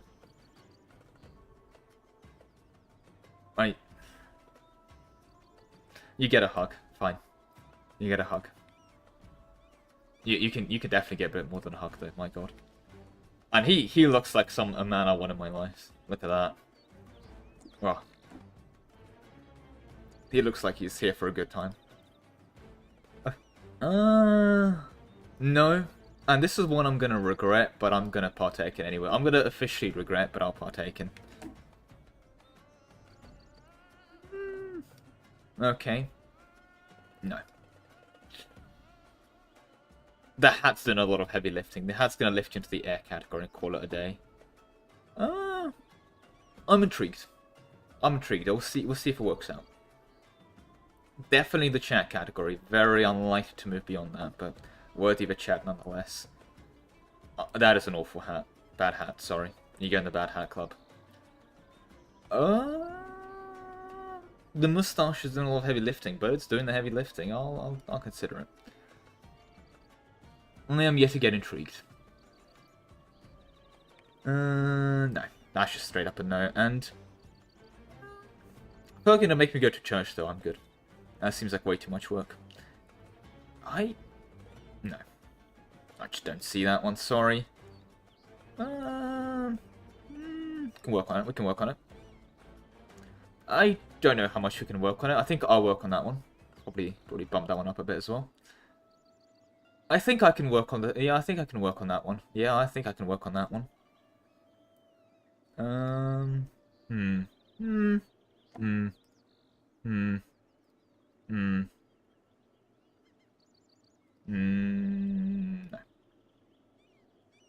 But, yeah, I'll go for it. I'll go.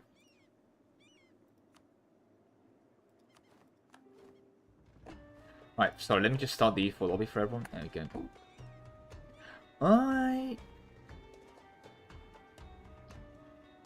I'll go for it. I'll go for it. You know what? I think that's a reasonable request to yellow cappy. Go for it, sure. Yes. That's a yes. We're gonna put that here. I'm gonna move on. And we're gonna put that here and move on to. It's the discipline hat. I can't say no to the discipline hat. I know you're a naval person, but I can't say no to the discipline hat. You're definitely in the chat category. You're definitely in the ignore category. Well, yet again, gonna have to zoom out. Maybe just zoom in just a little bit. Like I physically can't. Then have to scroll so much. No, as in, just zoom at the top so that we can see the top level of the unsorted ones yet. Because you're saying where you're putting them. We don't need to see where they actually go, right? Oh, I see. So I have my. We can just see the final placement. Does that make sense? Is that just people in chat who are still here, the 55 people who are? Oh, for God's sake. I thought it was personal. This private, guys. Come on. No, sorry, Lemon. Do you mean just I thought we ended the stream, right? I don't know what you we ended the stream, right? Yeah, we ended the stream. Okay, just making sure, because it'd be really awkward if we hadn't ended the stream and then anyone else could see this, because... Yeah, it's just a bug. It's just weird that it's still... I think it just hasn't updated from when you ended the stream. Oh, yeah, it happens sometimes. You know, it's like a list late ending the stream. Happens to the best of us all the time. Right, when were we? Before we got rudely interrupted there by reality. Oof. I'm not a fan of tattoos, and yours are not making up for that.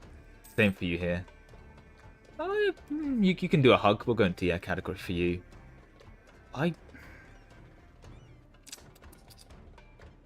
Nah, you look too sad. And you look like you want me to apologize for invading you earlier. I'm not doing that. You look like you're gonna critique me for not apologizing for invading you earlier. I'm gonna apologize for you as well. I'm not here to listen.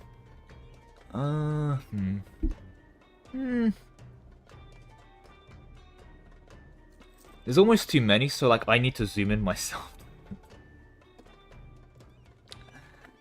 What I might do real quick, because it's getting really painful for me to zoom in and see them, is I might start a second screen tab of it. On a shift tab and tab between them. So I can actually judge these based on their looks, because that's the only thing we can really get going for. I can't remember all of their personalities. Oh, this is way too zoomed in now. My apologies for the rapid technical errors. It's just kind of an issue of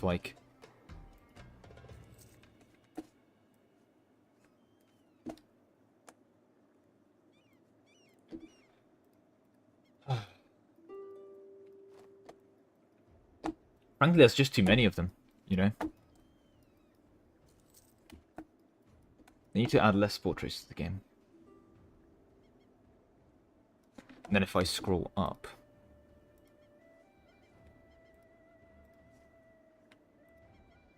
Does that help? Yeah. Oh, but then I need to scroll to place them. So I basically need to zoom out and... Oh, God. So this is the zoom I have to sit in, but I can barely see the portrait at this level of zoom. Oh, boy.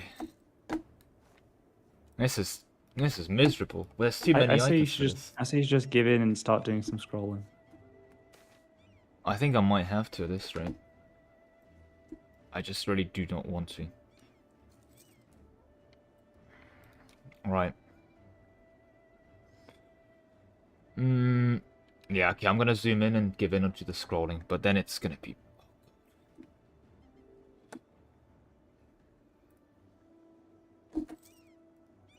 Guys, why did you ask for... You've asked for something less miserable? Oh, right. Let's see now, this guy. I'll consider it.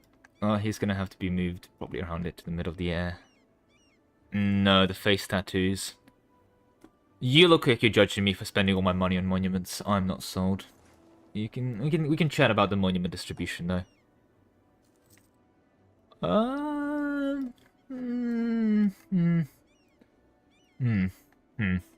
Maybe. Maybe not. You're more of a maybe not. What the hell's going on with your ear? Yeah, it's definitely a maybe not. I just don't see it, I'm sorry. Oh. And you just look way too angry. All the Mesoamerican portraits are just so angry.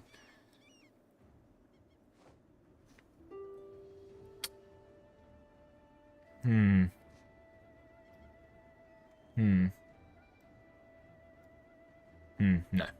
That one, but I am intrigued. We will consider. Unfortunately, again, I'm not sure what match you expected, but yeah, I'll see if we can work this out.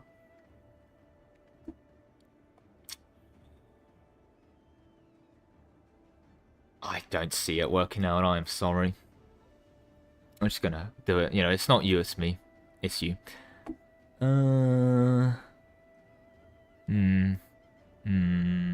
I'm not seeing it either. The side eye from you is crazy, by the way. I can't. You look way too happy. You are sold though. I'll take it. Oh, welcome. I like that mustache. That mustache is a solid pass by me. Into the Smash tier, of course. I'm not seeing it. You look sad already. And this is the same photo again, but that's going to be another double dip into the nice mustache category. Alright, and now we move on to... There's so many left, and each one's going to take half an hour of scrolling, my god. I don't see that. You're going to critique me about things I don't want to change. But I'm intrigued about to hear your critiques. Maybe they're more inclined to partake in. I see it. I see it. You know, I see it. I see it. I'm sure we can work something out. Oh, I'll work something out. Oh, I will work something out, alright. I will work something out for you. Not for you, though. No. You can't. That hat does not suit you. Well, you've got the eyebrow raised. But I'm inclined to answer, so we're gonna have to knock that one up. Quite a few categories. Right. What next do we have? I'm not seeing it, I'm sorry. I think we've seen you before, though. You ring a bell. God, he looks happy. I'm sold, though. Right. I didn't see it, I'm sorry. You're not rocking that mustache, as you could be.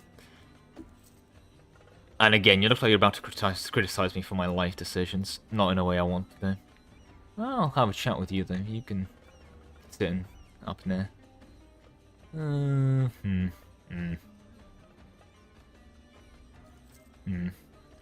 You, on the other hand, you're like a Santa Claus, but like non-Christmas version. I'm sure we can have some conversations. You look like a dorky version of Santa Claus, and I'm sure we can have no conversations I enjoy. You don't rock the telescope look, I'm sorry, but your male equivalent. My god. I see it, I see it. Alright. God, this is... Yeah, that's the boat person.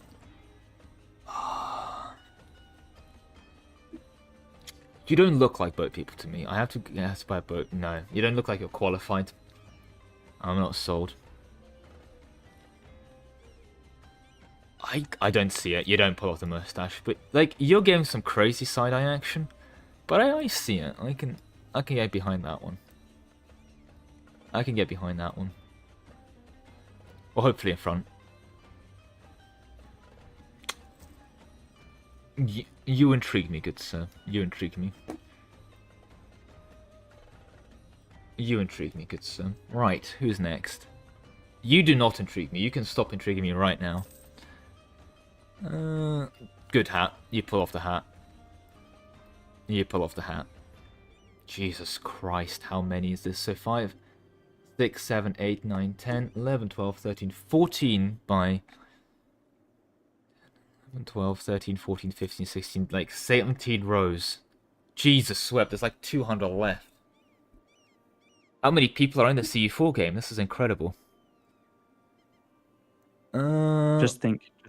You're over halfway done. I think that's what you said last time. I'm gonna pass on that.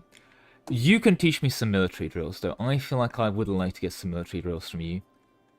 Not from you, though. No, shut up. This guy's already topless. Now look at that. You're getting some nice bare neck action over here. Look at that. He's confident and he knows it. And he knows what he wants, and I can respect that energy. I can respect that energy and light. You, though, are literally trying to cover up your face, so what have you got to hide here? I'm not sold. Mustache has to be an absolute winner, though. Why am I taking loan buttons? I see it's because... people have declared war on me in the EU4 lobby have started. Well, I'm sure it'll be fine. Right. What are you looking? I see it. I see it. We see it. I can work with that. I think we can definitely work something out here. We can definitely come to some arrangements. But you... I mean, I had to give you a couple of seconds there, but you absolutely can come to some arrangements as well. There we go. God, I'm scared of looking at... Has anyone arranged me? I want to cuddle with... no, Kylo, that's taken out of context. You're going to critique me for not praying correctly. No, go away. You give on the missionaries. I see it. I see it. I see it. I don't see this, though. I'm sorry, your male counterpart just has to win this one. And you look like you're about to tax me. I'm good on that front. Western European artist. It has to be another classic case of the female portrait just being done dirty. But I'll look on that and tell me you're not pleased with what you see. And I mean, this is peak, like, you know, this is the young, dashing, handsome man that you are like, you just want to be around, right? Like, look at that.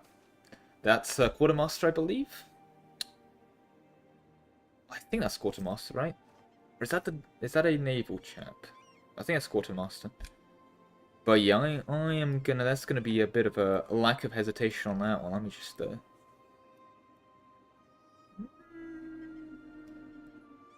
Yeah.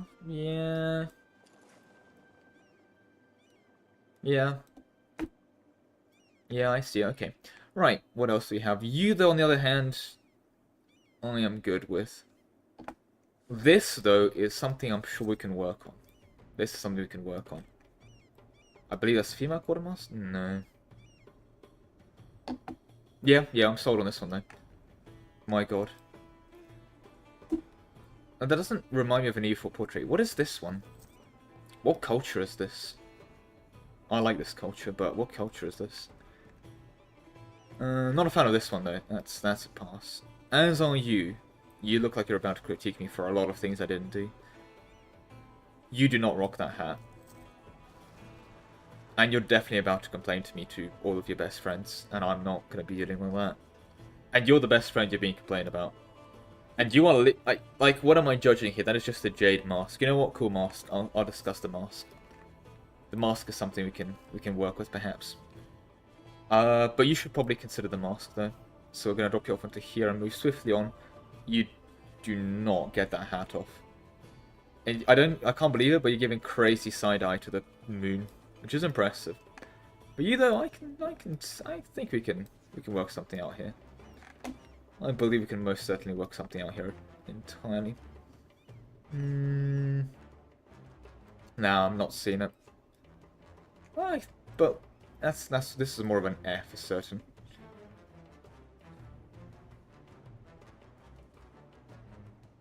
I don't see it. I'm sorry, but I do see this. I am very not sorry for that. We can move that straight near to the top right away. There we go. Excellent, Monterique. Right. Is that like a zombie face mask or something? Is this like from Anbennar? What is going on here? That is terrifying. I'm good. You, on the other hand, I mean, not a face... I probably want to wash the face paint off first, but... I'd say beyond that, I'm sure we can work something out here entirely without flaws. Right, oh my Jesus days. I'm running out of water. Whoa. Right. It's just so many. I'm just going to do this as a quick fire round. Nope. Nope. That's a maybe. Because I do not... I think it's sleep time for me sooner this rate, but that's the same person. That's both nopes. That's a nope. That's a maybe. Nope. Nope, you look way too miserable. You look like you're literally invading me, and you look like the person doing the invading. Don't see it. You, though, I do very much see, so we're going to move you up quite a bit.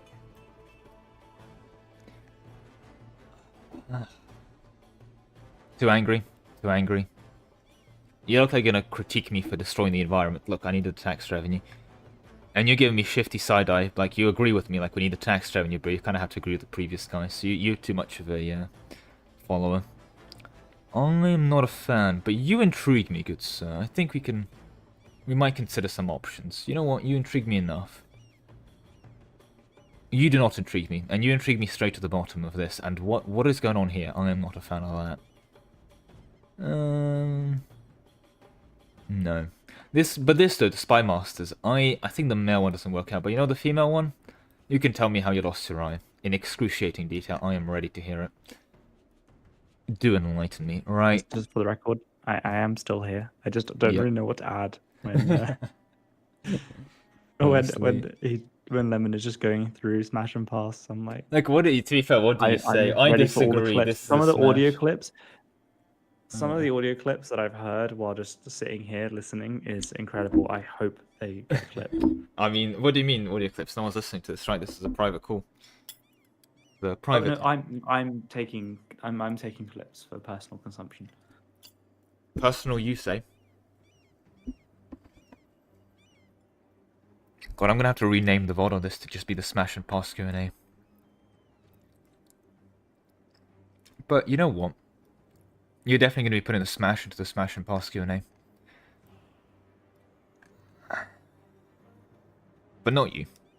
Look, you are literally praying in the photo. You can go back to praying. I'm not about that. I'm not interrupting your stuff like that. Drop the hat. That's a good hat, though. I am sold by that hat, at least. Right.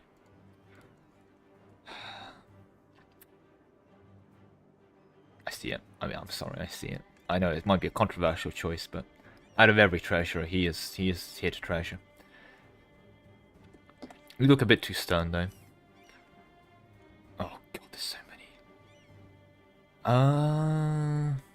This is also the same one, but both these I'm not convinced. This is a maybe. This is a very hard maybe.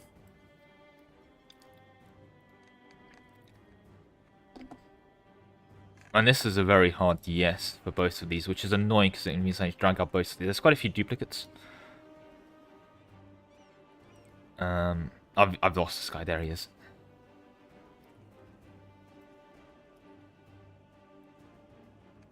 Alright. I don't see it, you. I absolutely do not see this, and you feel like you're going to give me extra homework, and I'm good about that. I'd rather play EU4. This might be a maybe, but I don't think it's enough for a maybe, I'm sorry. And that's a no. Just way too stern. I think most of the portraits are just way too stern looking for me, and that puts me off. You look like you feel like you have an outward sternness, but I feel like I can exploit what's on the inside. You, I feel like you don't have anything inside, you kind of give me a blank stare. And you look like you know the previous person had nothing on the inside and we're abusing that, so I think we have a conversation to have, but not sure how much forward we'll be moving from that. That's a no. But that's a maybe. I can see this one. That's we can, you know, I'll knock that up as well. Both of these two are hard no's, and while you, I feel like you two will be great at teaching me math, but beyond that,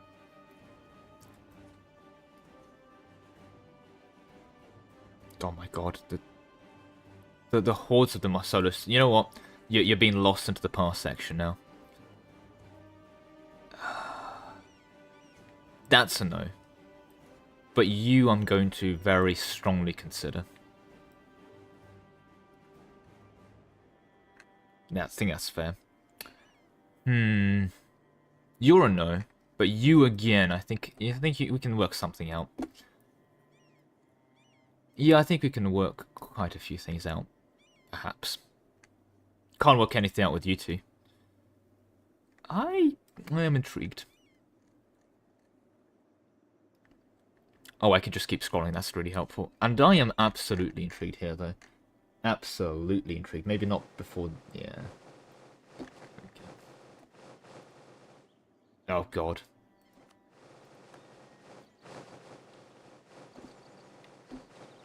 Right. That is a very annoying sound. Let me quickly remove.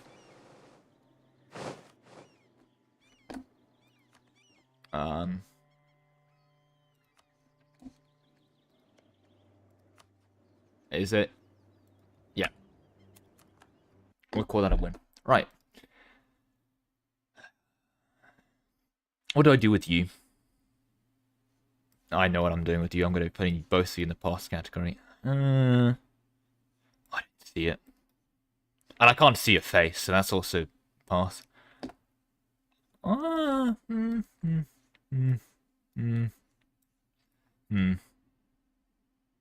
God, if I had your face, I would learn from the ninja. My Jesus Christ. How many of these are left? 15 by like another 10. There's around 140 left. And I've done like, there's around 400 portraits, right? There's 480. Yeah, so like We're getting there. We're getting there. Oh my god. Why have you watched?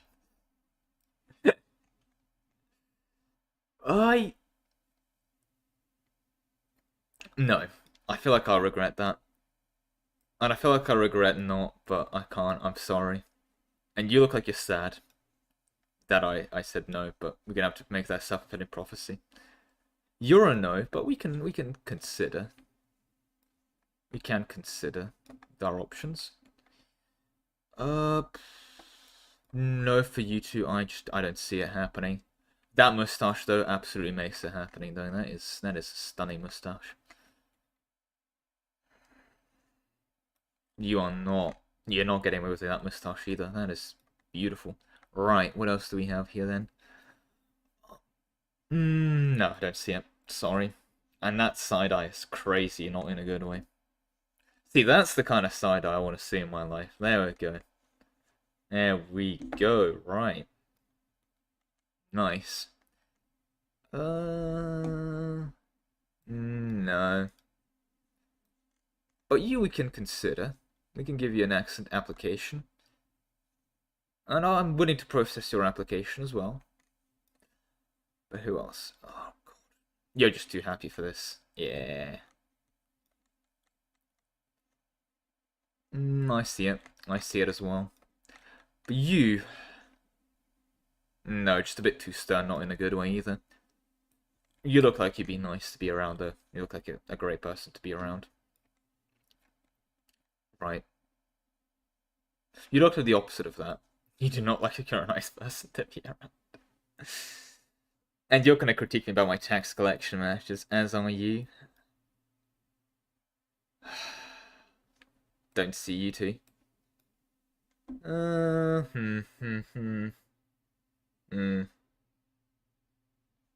You look sad because you feel like I'm about to reject you, but that's going to be the case. And you seem a bit hopeful and optimistic, so we'll consider our options. We'll consider options. Too stern. Way too stern. Nice mustache. You are sold. My God, alive. There's still like 84 left, I think. No, I think if it's an actual smash and pass format, not a tier list, would have been a bit easy to just swipe through, but yeah. Oh, I'll take it. I'll take it. When I create a link to this, do you see my final placements as well, by the way, or is that just like gone? I believe if you save it, then share it, you'll be able to share it in the position it finished in. Makes sense. But I don't know. We'll see, we'll see. But this will be a definite pass, but... I can see it. I can see it. That handlebar moustache is... No, not enough to knock you up into the upper echelons of society. I mean, I feel like this will be a mistake, but... You have to commit them sometimes, right? And what else do we have? I mean, I'm just intrigued. I cannot say no to that. Right, let's keep ourselves going. That side eye is crazy and not in a good way. I'm terrified. You don't knock the moustache that well. And that hat does not suit you, but yeah. It's look like a it's kind of like a Jesus figure, but not Caucasian. I'm sure we can have a conversation. You just look angry.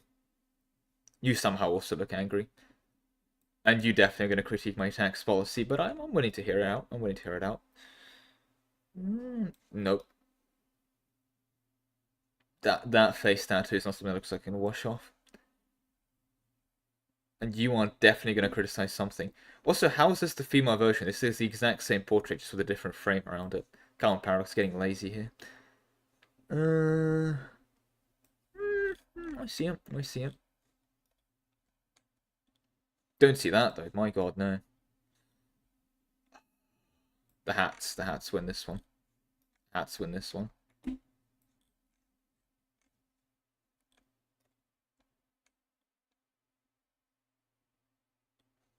Not for your hats, though. That's not good enough. That's a mood. I like this hat, though. And I think you pull it off. I like the confidence being exuded. I think that's an aesthetic. Right. I hope you enjoyed the lobby gameplay, but with that said, I don't see it. I'm sorry, I don't see these two. Do we? No, I don't see that either. The blue in the hat is a nice attempt, but not going to be good enough. And what is this? I'm just going to have to pass on that conceptually. And while you have a face tattoo, you, I think, might be able to, like, get away with it, but we'll see. We'll see the aesthetic-wise. You two are definitely a no, though. This is a big maybe. But you're saying, you're just Santa Claus. You're basically just Santa Claus, right? And you're his evil female twin. Go away.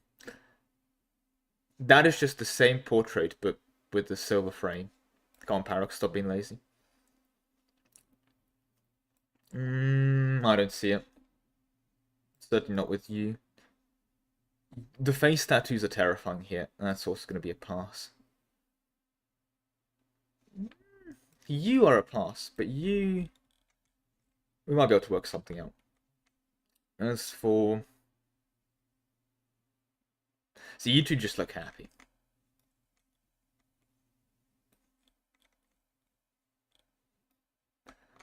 But I don't see it. I just don't see this working out with you two. And not with you, but maybe we can discuss things with you. We can work through it with you. What is this, like, face structure? Sorry, that is terrifying. It's a goddamn square. But we can... it's gonna be a bit of a coin toss. You know what? Good enough. That is terrifying. Go away. But that is more intriguing.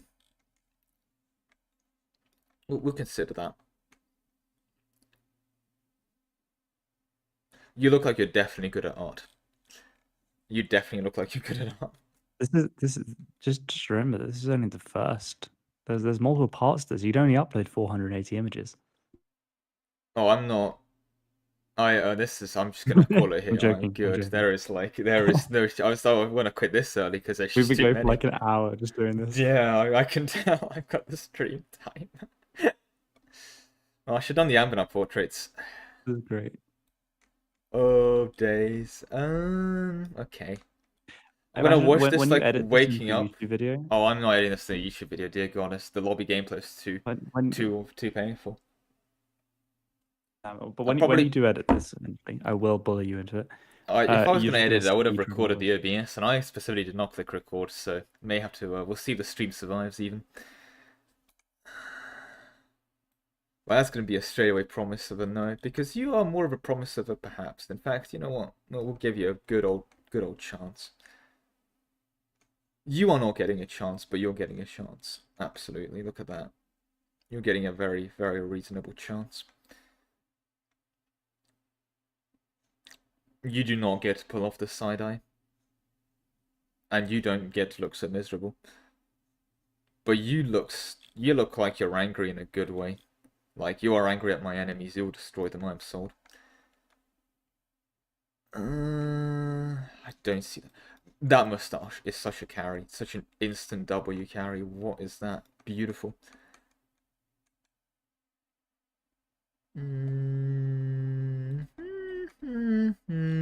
Yeah, that's an air. A Kelsey one, but yeah, that's no. You look way too stuck up. As do you. I'll give you a shot for the hat. You don't pull off the hat. You two absolutely do not pull off much of anything here at all. Just way too stern. But the moustache, yet again, is a beautiful entrance. Right. And that's going to be a no, and I physically cannot see your face, and while I can see your face, I'd rather not, so we'll call that there. I'll take this. I will also have to say there's quite a few doubles, so, like, could have been a bit more optimal if there's more, so I will say for the uploading. No, you don't pull off the eye patch.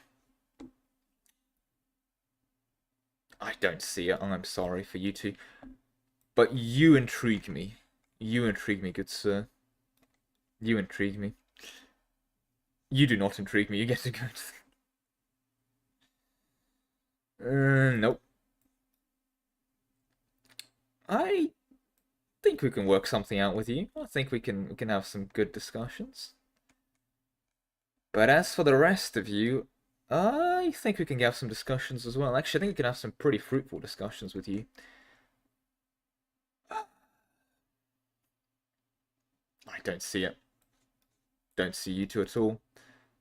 Is that even an EU4 portrait? I can't tell for the last one. You intimidate me, good sir. I was thinking of another option, but no. You less so. I think you're attempting to intimidate me and failing, so we'll see what we can work with there. But this does not look like an EU4 portrait. If it is, though, I do apologize for this. Also, certainly join us at the top. But I believe that does conclude our list. Wow, haters said it would never be done. But there we go. Yeah, I mean it's quite the Make sure to extensive save one. it. Oh no, crap. Right, save. Oh, log in to save your. Oh, for God's sake. There we go. And if I share this, Send it. if I go like this, yeah, it's already placed. Where did you just put that link? In a DM, but also no, I've just opened another page. Do you want that? I'll put that in the general chat as well on the Steam chat. If anyone wants to make any adjustments, I mean you asked me to do it, but there we go. Race skis. Yeah, Fox Scout. I mean, it's 480 pictures, and I had to give a reason. What do you think is gonna happen? Oh, God. Why are you guys still here? We did start the lobby. I got full annexed. Because I shift-tabbed it out of it. But yeah, any other further comments? No, that was the final question. Makes sense. That was just a quick one. Yeah, just a quick one to end it off. But that yeah. is but I all we believe have that's that. for today. See you guys in the next Q&A at 100k. I'll probably have to do a lemon I bake don't off think for that. I'm going to be allowed to redo it. Oh, I might have to veto the final question. Can we do something that's... I might have to do a time limit of like 10 minutes tops per question, because that was... Oh, it's just so many of them. I didn't realize EU4 had so many portraits. To be honest, when I loaded it God. up earlier and I saw 400 of them, I was like, let's just see how many you can get through. I mean, I'll finish it, but you're not happy about it, right? Oh, God. Where's the No. Realmire question? Where do you I mean- think the Realmire question went? I'm going to let you have the creative assumption of what happened to the Realmire question. Yeah, as I said earlier, I'm sorry if your question didn't get asked. I had to pin it down. There were some And, that I assumed would have been quite bad to say on streams, so that's why I gave him the creative liberty. Yeah, But do blame him, not me. I do not take any responsibility, thank yeah. you. If you care enough, just ping me on Oh. Discord. Fair, fair. But I believe that is all the time we have today. Is that not? Better place. I believe so too. Right, well, as always, thank you very much for watching. I hope you enjoyed the end of that. That was quite the process. Thank you very much for coming in for the earlier lobby. Thank you very much for watching, and I will see you guys around for the next ones. Appreciate the support.